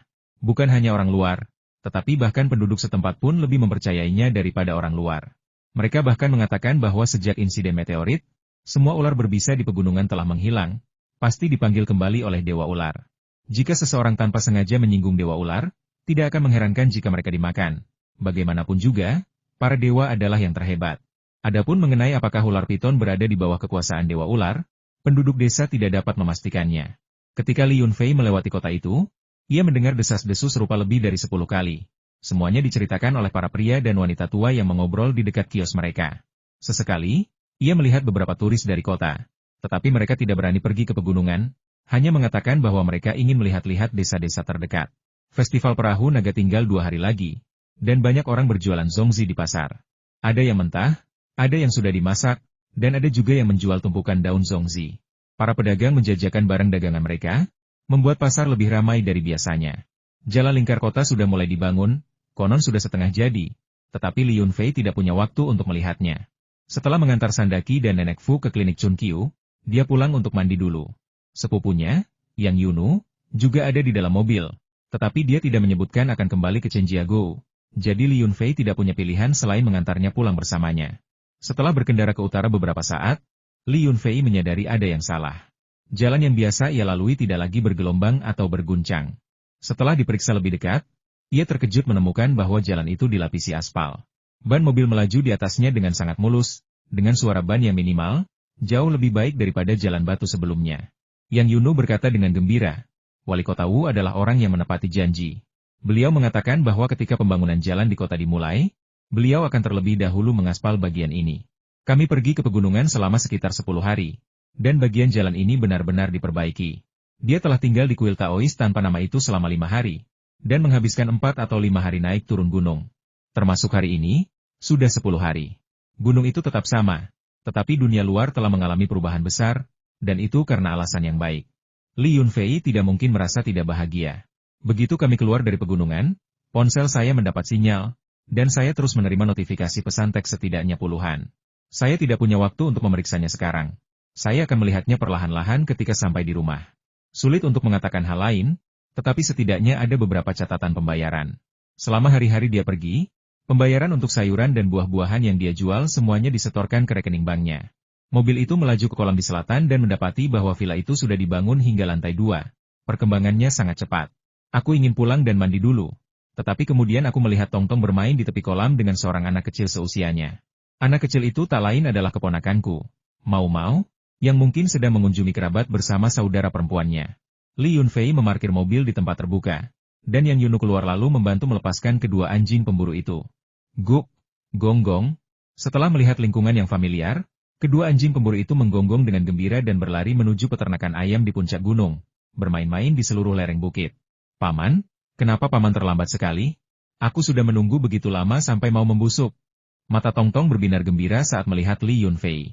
Ia meninggalkan bocah kecil itu dan, seperti rusa kecil yang lincah, melompat dan berlari kecil ke pelukan Li Yunfei. Apakah itu? Sampai laut mengering dan bebatuan runtuh? Dari mana kau belajar ungkapan itu? Dasar bocah nakal? Li Yunfei tertawa, mengangkat Tongtong dan mengangkatnya ke atas kepalanya. Mau kecil merasa tidak senang. Ia cemberut dan mengikuti sambil berteriak, Paman, aku sudah di sini selama 2 hari. Kenapa paman belum kembali menemuiku? Bahkan saat paman menemuiku, paman tidak memelukku. Paman pasti sudah tidak menyayangiku lagi. Haha, bagaimana mungkin tidak sakit?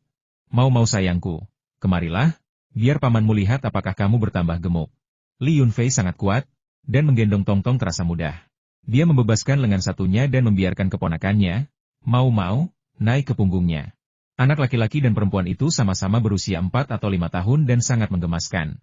Mereka duduk di lengan kiri dan kanan Li Yunfei, seperti anak laki-laki emas dan anak perempuan giok, yang sangat manis. Yang Yunu sangat gembira, mencubit pipi salah satu anaknya dan mengusap telinga anak yang lain, sambil berkata, aku berharap anak-anakku secantik mereka. Sepupu, bagaimana menurutmu? Tidak, maksudku, menurutmu aku sebaiknya punya anak laki-laki atau perempuan di masa depan? Li Yunfei melirik sepupunya dengan geli dan berkata, apa yang perlu dikhawatirkan? Kita akan punya 1 anak laki-laki dan 1 anak perempuan. Jika kita punya waktu, kita mampu membesarkan lebih banyak anak. Di tempat lain ada kebijakan keluarga berencana, tetapi di sini kita hanya perlu membayar denda kecil. Kita mampu membayarnya. Hah? Siapa yang bilang, kita? Denganmu? Akulah yang ingin punya bayi, bukan sebaliknya. Pipi Yang Yunu memerah, dan dia terlalu malu untuk mengangkat kepalanya. Cat Egg baru saja kembali untuk mengambil sesuatu ketika dia melihat Li Yunfei dan langsung berteriak, Kakak Fua, kau akhirnya kembali. Apakah kau menerima pesan teks yang kukirim? Astaga, seorang bos besar datang dari kota. Dia bilang dia ahli dalam produk pertanian dan ingin membeli semua sayuran kita. Tapi karena kau tidak di rumah, tidak ada dari kami yang berani mengambil keputusan. Kami hanya menunggu kau kembali. Li Yunfei tersenyum tenang dan berkata, hehe, tidak perlu terburu-buru. Kita tidak menanam cukup banyak untuk dijual sendiri, apalagi mengontrakannya kepada mereka. Omong-omong, bagaimana perkembangan pembangunan pagarnya? Cat Egg berkata dengan cemas, apa maksudmu, tidak cemas? Sayuran kita sedang musim panen, dan ketiga restoran itu sama sekali tidak mampu memenuhi permintaan. Mereka terpaksa berbagi apa yang mereka miliki. Tapi setelah 2 kali kelebihan pengiriman berturut-turut, mereka sudah memiliki banyak stok. Pengiriman ketiga akan segera datang, dan aku khawatir mereka akan mengecewakan kita. Jika mereka tidak membelinya, akan terlambat bagi kita untuk menemukan pembeli, dan sayuran itu mungkin akan membusuk di ladang. Sedangkan untuk pagar, jangan khawatir. Kita satu-satunya yang tersisa. 90%-nya sudah dipagari. Selama kita menanam tanaman merambat di sekitarnya, itu tidak akan memengaruhi estetika. Oh, nanti aku akan mengecek keadaan di lapangan. Kamu duluan saja bekerja, kata Li Yunfei. Cat Egg menjawab dan buru-buru meminjam beberapa peralatan dari lokasi konstruksi sebelum berlari keluar. Li Yunfei dan Yang Yunu, bersama kedua anak mereka, pergi ke sawah bertingkat. Sekilas pandang menunjukkan bahwa sayuran dan buah-buahan ada di mana-mana, bahkan lebih melimpah daripada yang mereka bayangkan selama musim puncak. Tampaknya irigasi terakhir dari mata air spiritual di ruang angkasa telah membuahkan hasil. Jika tren ini berlanjut, itu jelas di luar kapasitas ketiga restoran ini. Saya membayangkan pemilik ketiga restoran ini telah mengalami campuran rasa sakit dan senang yang pahit beberapa kali terakhir ini. Di peternakan ayam di puncak gunung, hanya Li Yunchong yang bekerja, berkeringat deras. Ketika melihat Li Yunfei dan Yang Yunu tiba bersama anak mereka, ia tertawa terbahak-bahak, berkata, "Kalian akhirnya memutuskan untuk kembali. Jika kalian tidak kembali, aku akan mengira kalian pergi ke gunung untuk melahirkan. Pergi sana, kau tak bisa mengharapkan hal baik keluar dari mulut anjing," kata Li Yunfei sambil tertawa, terutama karena ia takut sepupunya akan malu. Sambil merasa malu, Yang Yunu membalas, "Jika dia bisa memuntahkan gading, dia tidak akan memelihara ayam di sini." Kata-kata itu membuat Li Yunchong sangat malu sehingga dia tidak berani menggoda Li Yunfei dan Yang Yunu untuk waktu yang lama. Tong Tong dan Mao Mao menarik kedua anjing pemburu itu, membuka paksa mulut mereka, dan mencoba melihat apakah ada gading di dalamnya. Setelah melihat, mereka berdua menggelengkan kepala dan berbisik satu sama lain. Seperti apa rupa gading? Kedua bocah nakal itu sedang mendiskusikan sesuatu, dan mereka bahkan diam-diam mengintip ke dalam mulut Li Yunchong, seolah-olah membandingkan perbedaan di antara gigi mereka, mencoba melihat beberapa taring. Li Yunchong hanya berjongkok di sudut dan mulai menggambar lingkaran. Saat semua orang lengah, Li Yunfei menuangkan air mata air spiritual ke dalam ember. Air ini digunakan untuk mencampur pakan anak ayam. Menambahkan air mata air spiritual akan menyembuhkan penyakit dan memperkuat tubuh, menawarkan banyak manfaat. Anak-anak ayam ini sangat sehat. Tidak satu pun yang mati selama beberapa hari ini. Mereka sangat energik, melompat-lompat dan bahkan mencoba menggunakan kerangka untuk terbang ke jaring ayam di atas pohon buah. Di mana Paman Tiesu? Aku belum melihatnya hari ini. Setelah melihat sekeliling, Li Yunfei teringat hal ini. Li Yunchong menunjuk ke sawah bertingkat di kejauhan dan berkata, mereka sedang berjualan sayur. Beberapa kelompok pedagang sayur telah datang, dan harga yang mereka tawarkan semakin rendah. Jika kita tidak segera menjualnya, semuanya akan membusuk di sawah. Tetapi para pedagang sayur yang tidak berperasaan ini hanya menawarkan beberapa sen per pon. Bahkan tidak cukup untuk menutupi biaya tenaga kerja memetik sayur. Paman Tiesu awalnya berniat membiarkan sayur-sayuran itu membusuk di sawah daripada menjualnya. Tetapi hari ini, beberapa pedagang sayur datang, dan dia tidak bisa menahan diri untuk mencoba peruntungannya. Oh, dia bukan satu-satunya yang menanam kubis musim semi dan lobak musim semi hari ini. Berapa harganya? Li Yunfei memandang sawah bertingkat di sebelahnya. Karena terhalang oleh tanaman kacang, dia tidak bisa melihat situasi di sana dengan jelas bahkan dari puncak gunung. Li Yunchong berkata dengan marah, harganya sama saja, tidak ada yang terkecuali. Saat bukan musim puncak, kubis masih bisa dijual seharga 8 sen dan 10 sen per pon, dan lobak hampir 30 sen per pon. Sekarang bahkan lebih buruk, kubis hanya dijual seharga 5 sen per pon, dan lobak seharga 10 sen per pon, dan para petani harus mencari orang untuk memetik sayuran dan mengangkutnya ke truk mereka. Keluarga Li Yunchong juga menanam beberapa hektar kubis dan lobak. Mereka tidak hanya merugi karena pupuk dan benih, tetapi rasa frustrasi karena dipaksa menerima harga yang lebih rendah bahkan lebih tak tertahankan. Jangan khawatir, selalu ada solusinya. Li Yunfei bukannya tidak mampu mengubah rasa kubis dan lobak, tetapi melakukannya akan terlalu mencolok dan menimbulkan kecurigaan, jadi dia tidak berencana untuk menghasilkan uang dari itu. Namun, melihat sesama penduduk desa kehilangan uang karena hal ini, ia juga merasa cemas dan ingin mencari cara lain untuk membantu mereka menyelesaikan masalah mendesak tersebut. Setelah memberi makan anak-anak ayam dan karena tidak ada hal lain yang harus dilakukan untuk saat itu, Li Yunchong mencuci tangannya, menutup gerbang besi kecil di puncak gunung, dan turun gunung bersama Li Yunfei. Tong Tong dan Mao Mao berlari ke depan, mengejar kupu-kupu di kebun sayur, sementara beberapa orang dewasa mengobrol di belakang mereka, meninggalkan kedua anak itu jauh di belakang. Dua anjing pemburu melihat seekor landak di dekat gudang melon dan, karena penasaran, mencoba mengendusnya, namun hidung mereka malah tertusuk oleh tubuh landak yang menggulung. Kedua anjing itu marah, mendorongnya dengan cakar mereka dan menggerogotinya dengan gigi mereka. Tetapi mereka selalu berada dalam posisi yang kurang menguntungkan. Frustrasi, mereka mondar-mandir, bingung harus berbuat apa dengan landak itu. Landak juga dapat merusak semangka dan melon, tetapi kerusakannya minimal, jauh kurang rusak daripada luwak, jadi Li Yunfei mengabaikan mereka. Tepat ketika dia hendak memanggil koin emas dan tembaga, dia tiba-tiba mendengar tangisan ketakutan dua anak yang datang dari bawah sawah bertingkat. Ekspresi Li Yunfei berubah, dan dia berlari menuruni tangga. Yang Yunu mengikutinya, khawatir sesuatu akan terjadi pada anak itu. Guk guk guk. Beberapa gonggongan teredam bercampur dengan tangisan anak-anak. Ketika Li Yunfei berlari menuruni tangga, dia melihat seekor anjing mastif Tibet hitam mengacungkan gigi dan cakarnya ke arah Tongtong. Meskipun mau-mau menangis dan menjerit ketakutan, dia tetap berdiri di depan Tongtong dengan gagah berani, menundukkan kepala, menutup mata, dan mencoba mendorong anjing mastif Tibet besar itu menjauh. Anjing mastif Tibet hitam itu bahkan lebih tinggi dari kedua anak tersebut. Ia mengenakan kalung di lehernya tetapi tanpa tali, dan tampak sangat ganas. Tangan kecil mau-mau mungkin menyentuh hidungnya, karena tiba-tiba anjing itu meraung dan membuka mulutnya lebar-lebar untuk menggigit lengan mau-mau. Jika mulut itu menggigitnya, separuh lengan anak itu mungkin akan hilang. Beberapa turis dari kota itu tidak jauh dari sana. Seorang pemuda memegang tali anjing dan mengobrol santai dengan teman-temannya. Dia bahkan mengeluarkan ponselnya untuk mengambil foto anjing mastif Tibet dan merasa geli melihat tangisan anak anjing itu. Tepat ketika anjing mastif Tibet itu hendak menggigit lengan mau-mau, Li Yunfei masih berjarak 10 meter. Dalam amarahnya, dia tidak ingin keponakannya terluka, meskipun itu berarti membongkar rahasia ruang sempit itu. Energi spiritual menyelimuti kedua anak itu, menarik mereka mundur setengah meter seketika. Postur tubuh mereka tetap tidak berubah.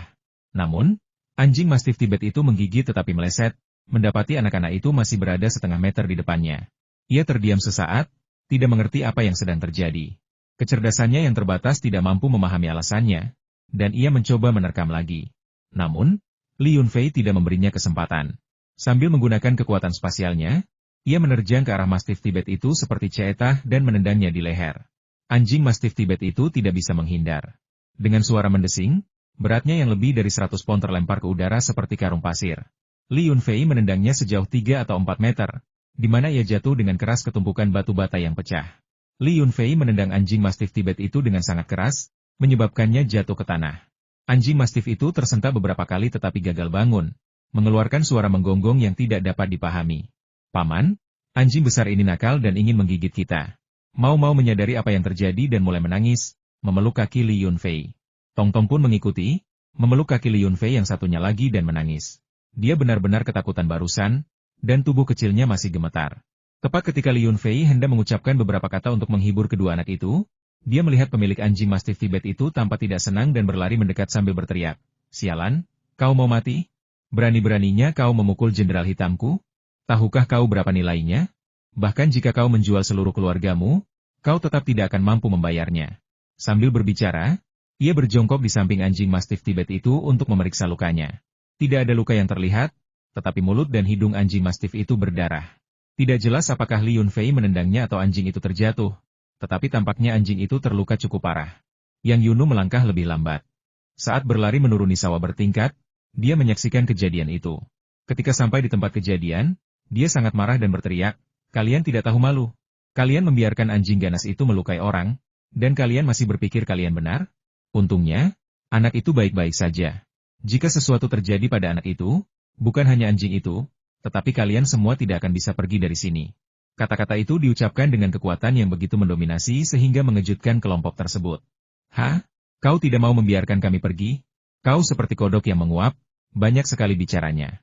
Pemilik anjing mastif Tibet itu melirik Yang Yunu, senyum penuh arti teruk di bibirnya. "Apakah kau tahu siapa ayahku? Berani-beraninya kau mengatakan itu?" Li Yunfei tidak pernah menyangka akan ada orang bodoh seperti itu di kehidupan nyata, yang selalu membicarakan ayahnya. Bukankah ini hanya terjadi di berita? Bagaimana mungkin bertemu orang seperti ini di kehidupan nyata? Siapapun ayahmu, jika anak-anak terluka, dan dia datang dan bertindak tidak masuk akal, aku juga akan memukulnya, kata Yang Yunu, sambil menggendong kedua anak itu untuk menghentikan mereka mengganggu Li Yunfei, agar Li Yunfei bisa menangani masalah tersebut. Sungguh tidak pantas bagi seorang gadis untuk menunjukkan wajahnya di depan umum. "Hah? Kau berani memukul ayahku? Haha, sungguh lelucon." Wajah pemuda itu berubah dingin. Dia melirik Yang Yunu dan Li Yunfei seolah-olah mereka idiot, lalu berkata dengan angkuh, aku tidak akan membuang-buang waktu untuk kalian orang desa yang tidak tahu apa-apa. Pertama, berikan aku 20.000 yuan untuk mengobati luka anjing Mastiff Tibet itu. Jika sembuh, bagus. Jika tidak, aku akan membuat kalian menyesal. Saat ia mengatakan ini, anjing Mastiff Tibet miliknya berdiri tegak, linglung, dan menggoyangkan lehernya dengan kuat, seolah-olah matanya kabur, berusaha keras untuk melihat orang-orang dan benda-benda di depannya. Li Yunfei mencibir, 1% pun uang tidak. Jika kau seekor anjing, pergilah dari sini. Kau tidak diterima di sini. Pemilik anjing Mastiff Tibet itu tetap diam, tetapi teman-temannya di belakangnya tidak bisa menahan diri lagi dan mulai berteriak, ingin bertindak. Heh, dasar bajingan kecil, kau ingin dipukuli, kan? Beraninya kau bicara seperti itu pada saudara guang kami? Sialan, apa kau bahkan tidak membuka mata dan melihat siapa saudara guang kita? Memang benar kata orang, para pembuat onar berasal dari daerah terpencil dan miskin. Ayo kita semua pergi bersama dan menghajarnya dulu, untuk membalas dendam atas Jenderal Hitam saudara guang. Li Yunfei tetap tak gentar. Dengan kekuatan dan kecepatannya saat ini, gerakan orang-orang biasa itu tampak sangat lambat. Tepat ketika dia hendak mempraktikkan teknik bergulat dan bertarungnya pada orang-orang sungguhan, dia mendengar beberapa suara gonggongan di belakangnya, dan koin emas dan tembaga, seperti dua anak panah kuning, menerjang kerumunan. Guk guk guk guk. Gold Coin melompat tinggi ke udara, ekornya mencambuk kacamata seorang pria hingga terlepas. Saat jatuh, cakarnya meninggalkan bekas berdarah di leher seorang pria kurus di dekatnya. Tak mau kalah, koin tembaga itu menerkam pemilik anjing Mastiff Tibet, menggigit betisnya dan menariknya dengan keras hingga terjatuh ke tanah. Bahkan setelah terjatuh, koin itu tak mau melepaskan cengkeramannya, merengek dan melolong liar. Ah, tolong! Seekor anjing gila menggigitku. Jenderal Hitam, cepat bantu aku membunuhnya. Jenderal Hitam, Lu Xiaoguang ketakutan. Dia tidak menyangka seekor anjing kampung biasa bisa begitu ganas. Anjing itu secepat kilat dan menggigitnya dalam sekejap. Kekuatannya begitu dahsyat sehingga menariknya jatuh dalam sekejap. Dia menggantungkan semua harapannya pada anjing Mastiff Tibet yang gemuk itu, berharap bahwa hewan peliharaan yang ganas dengan penampilan yang menarik ini akan membantunya membalas dendam. Anjing Mastiff Tibet itu memang sangat bersemangat. Meskipun penglihatannya masih agak kabur, ia dapat mendengar teriakan pemiliknya. Dengan dua raungan teredam, ia menerkam koin tembaga itu. Meskipun koin tembaga itu besar, beratnya kurang dari sepertiga berat anjing Mastiff Tibet. Melihat Mastiff itu menerkam, ia sama sekali tidak takut. Sebaliknya, ia sangat bersemangat. Ia melepaskan Lu Xiaoguang, meraung, dan menyerang Mastiff itu, bertabrakan dengannya dengan lebih ganas. Tepat ketika Lu Xiaoguang mengira Jenderal Black akan menyingkirkan anjing itu, Tong Di menghindar dengan gerakan yang sangat lincah, hanya menyentuh bulu anjing Mastiff Tibet itu saat lewat. Saat mulutnya melewati ekor anjing Mastiff Tibet, tiba-tiba ia menggigit, berputar, dan dengan kekuatan yang luar biasa, mengangkat anjing Mastiff Tibet itu ke atas. Wos, wos, wos, satu lingkaran, dua lingkaran, tiga lingkaran. Berayun seperti angin puting beliung, tiba-tiba melepaskan diri, anjing Mastiff Tibet hitam itu menghilang di depan mata semua orang, tercebur ke dalam kolam, mengejutkan belut-belut di kolam hingga berhamburan. Sebagai pemilik koin tembaga itu, Li Yunfei juga tercengang, merasa ada yang salah. Apakah dia telah mengubah kedua anjing pemburunya menjadi monster dengan memberi mereka air mata air angkasa dalam waktu lama? Tampaknya mereka bahkan bisa membunuh Ultraman seketika. Selain itu, teknik bertarung tadi terlihat sangat familiar. Bukankah itu gerakan dari teknik pijat dan bela diri yang sering saya praktikkan di ruang sempit? Saat musuh menyerang, menghindarlah ke samping dan lewati, sambil membungkuk untuk meraih pergelangan kaki lawan. Dengan memanfaatkan momentum menghindar, ayunkan musuh ke atas dan berputar 3 kali. Setelah kecepatan meningkat, kerusakan pada musuh akan maksimal. Melempar mereka akan memaksimalkan kerusakan. Ini adalah taktik balasan yang ditemukan Li Yunfei sendiri. Dia sering mempraktikannya di ruang kecil, dengan dua anjing pemburu berbaring di dekatnya mengamati. Setelah banyak berlatih, mereka benar-benar menghafalnya dan menggunakannya dalam pertarungan mereka. Tidak ada yang akan percaya jika Anda memberitahu mereka. Anjing Mastiff Tibet hitam itu melolong frustrasi, tidak mengerti apa yang telah terjadi, sebelum jatuh ke dalam kolam. Meskipun bisa berenang, ia basah kuyup dan sangat tidak nyaman. Yang lebih membuatnya marah adalah ekornya terasa terbakar kesakitan, seolah-olah telah patah, dan ia tidak lagi bisa mengendalikan gerakannya. Saat anjing Mastiff Tibet hitam itu berenang kembali, Gold Coin dan Chopper Coin bergabung dan menjatuhkan keempat anggota kelompok Lu Xiaoguang. Keempatnya terluka dan berjongkok di tanah, menutupi kepala mereka karena takut, sebelum kedua anjing pemburu itu berhenti menyerang. Lalu ia berjongkok di depan mereka, menatap mereka dengan angkuh. Jika ada di antara mereka yang bergerak, ia akan memperlihatkan gigi dan cakarnya, seolah-olah hendak menerkam. Li Yunchong yang tadinya tidak berani datang, kini berlari dengan panik sambil berseru. Astaga, apa aku salah lihat? Kakak Fua, bagaimana kau melatih anjing ini? Ini seperti anjing dewa. Ia melawan Mastiff Tibet 1 lawan 1 dan tidak terluka sama sekali. Bahkan menghajar Mastiff itu sampai babak belur? Li Yunfei menggelengkan kepalanya, memahami alasannya. Koin tembaga itu memiliki terlalu banyak keunggulan. Selain ukurannya yang lebih kecil daripada anjing Mastiff Tibet, kecepatan dan kekuatannya dapat dengan mudah meninggalkan Mastiff sejauh 2 mil di belakang. Tanpa pertempuran, Mastiff tidak akan memiliki kesempatan untuk melawan. Terlebih lagi, kedua anjing pemburu ini tampaknya benar-benar memahami esensi pertempuran, menyerang dengan cepat, akurat, dan tanpa ampun tanpa trik yang tidak perlu. Tong Tong dan Mao Mao, yang sudah tidak takut lagi, bertepuk tangan dan bersorak sambil berlinang air mata. Anjing itu luar biasa. Ia membunuh penjahatnya, ia membunuh anjing hitam itu. Mari kita lihat apakah ia berani menakut-nakuti kita lagi. Ketika para pekerja di lokasi konstruksi melihat konflik di dekat kolam, mereka semua berkumpul. Mandor tidak menegur mereka. Lagi pula, pemilik rumahlah yang berkonflik dengan orang luar, jadi sudah sepatutnya mereka membantu dan mendukung pemilik rumah tersebut. Anjing ini luar biasa. Gigitannya sangat kuat. Tubuhnya kurus sekali. Namun ia berhasil menjatuhkan anjing Tibetan Mastiff. Sungguh luar biasa. Orang kota selalu suka membuat masalah. Mereka bahkan tidak mempertimbangkan di mana mereka berada. Anjing pemburu mereka telah melihat darah sungguhan dan bertarung dengan binatang buas di pegunungan. Mengapa mereka takut pada anjing Mastiff Tibet peliharaan biasa? Saya melihatnya dengan jelas barusan. Orang-orang kota ini benar-benar jahat. Mereka benar-benar melepaskan anjing Mastiff Tibet itu, dan anjing-anjing itu hampir menggigit lengan anak kecil itu. Jika ada yang terluka, mereka beruntung hanya meninggal. Ada lebih dari 20 buruh dari desa keluarga Li. Semuanya berpihak pada Li Yunfei, mengoceh dan memukuli Lu Xiaoguang dan kelompoknya begitu parah sehingga mereka tidak bisa mengangkat kepala. Lu Xiaoguang terluka dan terus-menerus diawasi oleh dua anjing pemburu, merasa sangat terhina. Setelah akhirnya berhasil membawa anjing Mastiff Tibet ke atas meja, Jinbi menerkamnya lagi, mungkin ingin pamer kepada pemiliknya. Mengandalkan kecepatannya yang luar biasa, ia menggigit leher anjing Mastiff Tibet dari samping dan menutup mulutnya dengan sangat kuat. Tak peduli seberapa keras anjing Mastiff Tibet itu meronta, Jinbi tidak mau melepaskan gigitannya. Kedua anjing itu berguling-guling di tanah beberapa kali. Anjing Mastiff Tibet semakin lemah dan berlumuran darah, tetapi Jinbi tetap bersemangat seperti biasa, menolak untuk melepaskan gigitannya tak peduli seberapa keras anjing itu meronta, melolong, atau berguling-guling. Ini menunjukkan kekuatan yang mencengangkan. Tampaknya ular ini tidak memiliki teknik bertarung apapun, hanya mengandalkan kekuatannya yang luar biasa. Begitu menggigit, ia tidak akan melepaskannya, melemahkan mangsanya hingga mati. Ular piton memang seperti itu. Begitu melilit mangsanya sudah pasti celaka. Itu anjing Mastiff Tibet yang kubeli seharga 800.000 yuan. Kalian bajingan, jangan sampai digigit. Jika sampai mati, aku tidak akan pernah memaafkan kalian. Lu Xiaoguang benar-benar tercengang, hari ini telah menghancurkan pemahamannya tentang anjing. Namun, Jenderal Hitam tetaplah hewan peliharaannya, dan dia menyayanginya.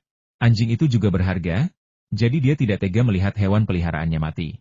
Gold Coin, lepaskan, kembalilah. Li Yunfei akhirnya memanggil anjing pemburunya. Setelah hampir membunuh Mastiff Tibet itu, dan akhirnya melampiaskan amarahnya. Akibat dari masalah ini akan sangat merepotkan, tetapi dia tidak takut, dan juga tidak menyesalinya. Jika dia harus melakukannya lagi, dia akan tetap melakukan hal yang sama. Tidak peduli dukungan seperti apa yang dimiliki pihak lain, siapapun yang berani menyakiti seorang anak harus siap menghadapi kemarahannya. Setelah mengucapkan beberapa kata kasar, Lu Xiaoguang dan kelompoknya buru-buru kembali ke mobil SUV Toyota Prado mereka yang diparkir di pinggir jalan, sambil membawa anjing Mastiff Tibet yang hampir mati. Mereka hanya berpikir untuk segera kembali ke kota untuk mengobati luka-luka mereka dan mendapatkan vaksinasi rabies, dan tidak ingin mengalami penghinaan seperti yang dialami Li Yunfei di sini. Ini sangat memalukan. Anjing Mastiff Tibet kesayanganku bahkan tidak bisa mengalahkan anjing campuran kurus? Tidak, ia tidak bisa mengalahkan kedua anjing campuran itu. Ia hanya dilempar ke sungai oleh satu anjing campuran, lalu dijatuhkan ke tanah oleh anjing campuran lainnya, dan seterusnya. Sungguh kenyataan yang menyakitkan. Seekor anjing Mastiff Tibet yang luar biasa, senilai 800.000 yuan, hampir terbunuh oleh seekor anjing liar.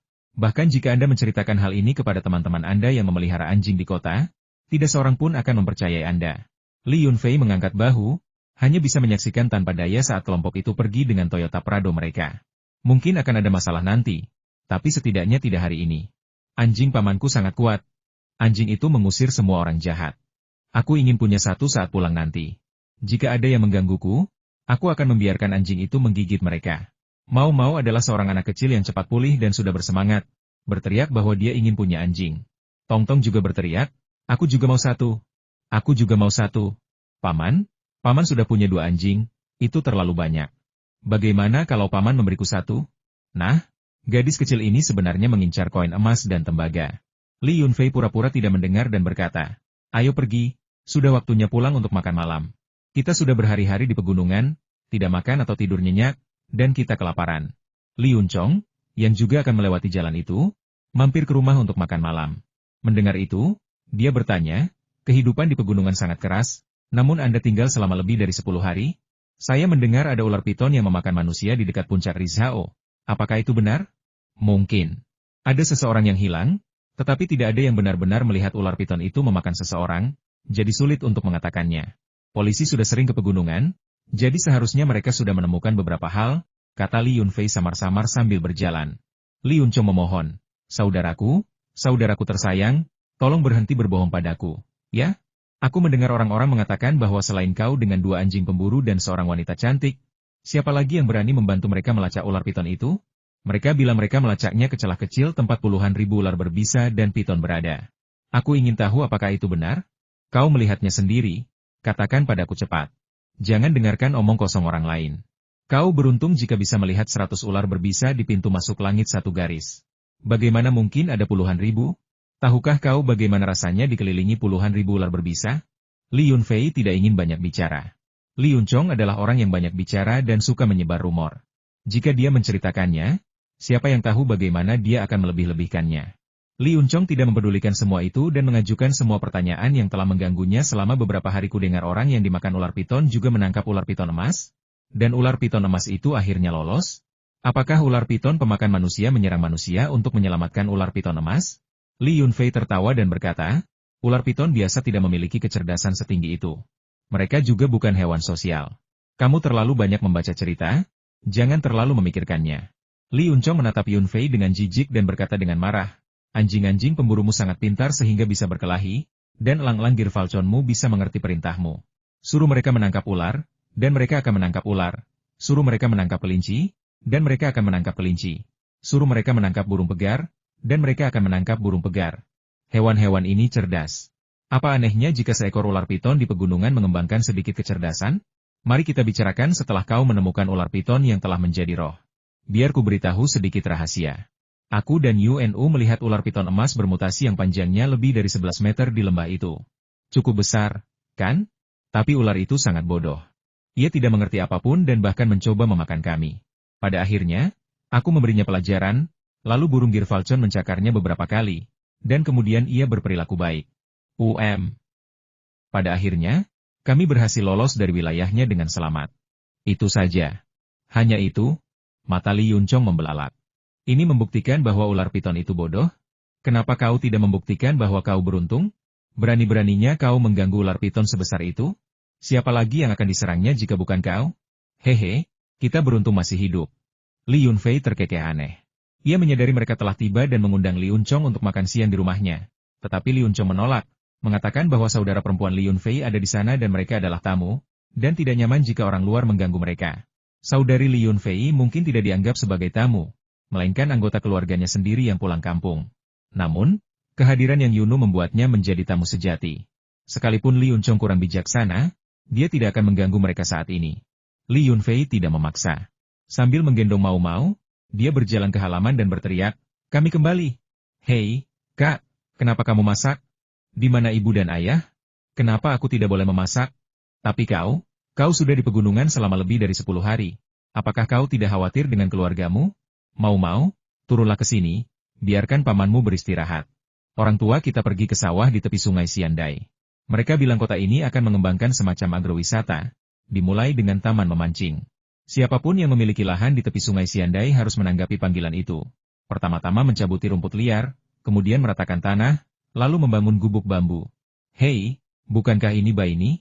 Kenapa kau berdiri di belakang Fua tanpa berkata apa-apa? Aku hampir tidak melihatmu. Ayo, masuk dan duduklah. Fua, kau bahkan tidak memberitahuku dulu. Li Qinghe mengenakan celemek dan memetik sayuran di tangannya. Karena dia berbicara sambil memetik sayuran, Dia tidak menyadari Li Yunfei berada di belakangnya. Sepupu, aku datang ke sini untuk menumpang makan. Aku tidak tahu kau ada di sini. Dan aku bahkan tidak berpikir untuk membeli apapun, jadi jangan tersinggung. Yang Yunu sedikit malu dan menyesal datang di waktu seperti ini. Jangan begitu, kau terlalu sopan. Kau bilang kau di sini untuk menumpang sekarang. Tapi dalam 2 tahun, mungkin akulah yang akan datang ke sini untuk menumpang darimu. Li Qinghe meletakkan piring-piringnya, dengan hangat menggenggam tangan Yang Yunu, membawanya ke ruang utama, dan menuangkan air untuknya. Mau meraih tangan Tongtong dan berkata dia akan memotong semangka untuknya. Meskipun bertubuh kecil, dia sangat cerdas. Dia mengambil pisau dapur dari dapur dan mencari semangka di seluruh rumah. Seolah-olah dia akan mencincang seseorang jika tidak menemukannya. Li Qinghe tertawa dan berkata, apakah ini Putri Mu Tou? Dia tumbuh begitu pesat dalam sekejap mata. Dia bahkan sedikit lebih tua dari Mau Mau. Mau Mau, ingatlah untuk memanggilnya, kakak perempuan. Tidak mungkin, kenapa dia tidak memanggilku kakak? Mau Mau meletakkan pisau dapur, dengan jelas menolak mengakui tuduhan itu. Karena Tongtong lebih tua darimu. Karena dia lebih tua darimu, kamu harus memanggilnya kakak perempuan, kata Li Qinghe. Kau lebih tua dariku, apa aku memanggilmu, kakak? Balas Mau Mau dengan nada menantang. Coba teriak sendiri, kata Li Qinghe sambil tersenyum masam. Sebelum dia selesai berbicara, sebuah tamparan mendarat di kepala putranya.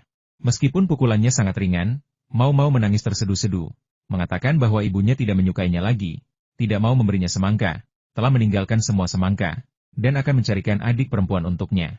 Dia mengatakan dia tidak bisa hidup seperti ini lagi dan ingin melarikan diri dari rumah. Tongtong lebih bijaksana darinya. Dia memeluknya dan menghiburnya, jangan menangis, jangan menangis. Paling buruk, aku tidak akan menjadi kakak perempuan lagi, dan kamu bisa menjadi kakak laki-laki. Kita punya banyak semangka di ladang kita. Kita akan memetiknya setelah selesai makan. Oh, kau benar-benar menganggapku sebagai kakakmu? Mau menggosok matanya, mengintip ekspresi Tongtong melalui sela-sela jarinya. Tentu saja. Apa masalahnya? Kata Tongtong dengan serius, merasa bahwa itu tidak penting. Hore! Akhirnya aku punya adik perempuan. Mau melompat kegirangan, menarik celana Li Qinghe dan berkata, Bu, ibu dengar itu? Tongtong yang mengenali aku sebagai kakaknya, bukan aku yang memaksanya. Li Qinghe pura-pura tidak mendengar, fokus berbicara dengan Yang Yunu dan mengabaikan bocah kecil itu. Li Yunfei keluar dari rumah sambil membawa semangka besar. Sementara orang lain tidak memiliki semangka, dia bisa mendapatkannya kapanpun dia mau. Ruang penyimpanannya sangat efisien.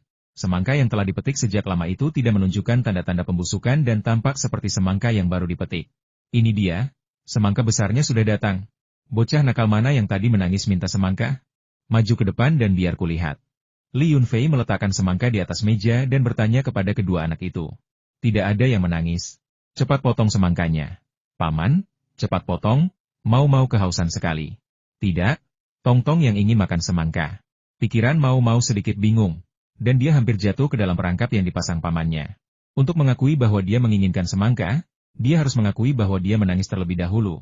Dan jika dia tidak ingin mengakui bahwa dia menangis, dia harus mengalihkan kesalahan kepada orang lain.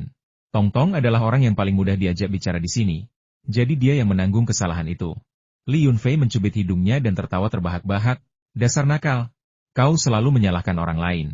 Itu bukan kebiasaan yang baik. Sebagai seorang pemuda, kau seharusnya bertanggung jawab.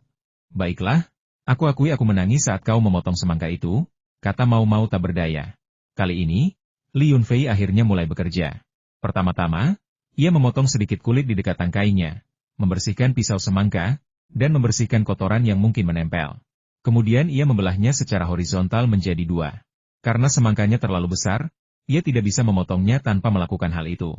Ini adalah pisau semangka yang panjang. Pisau dapur yang dibawa Mau tidak akan bisa digunakan. Memiliki semangka sebesar ini juga memiliki masalah tersendiri. Namun, saat menyantap semangka, semua kekhawatiran akan sirna. Semangka yang ditanam di lahan sempit memiliki aroma khas yang berbeda dari semangka biasa. Aroma unik inilah yang membuat semangka Qinglong dijual dengan harga selangit. Pemilik Fumanlo bukanlah orang bodoh. Jika bukan karena aromanya yang unik, yang jauh melampaui aroma semangka berkulit hitam Jepang, bagaimana mungkin dia mematok harga selangit sebesar 100 yuan per kilogram?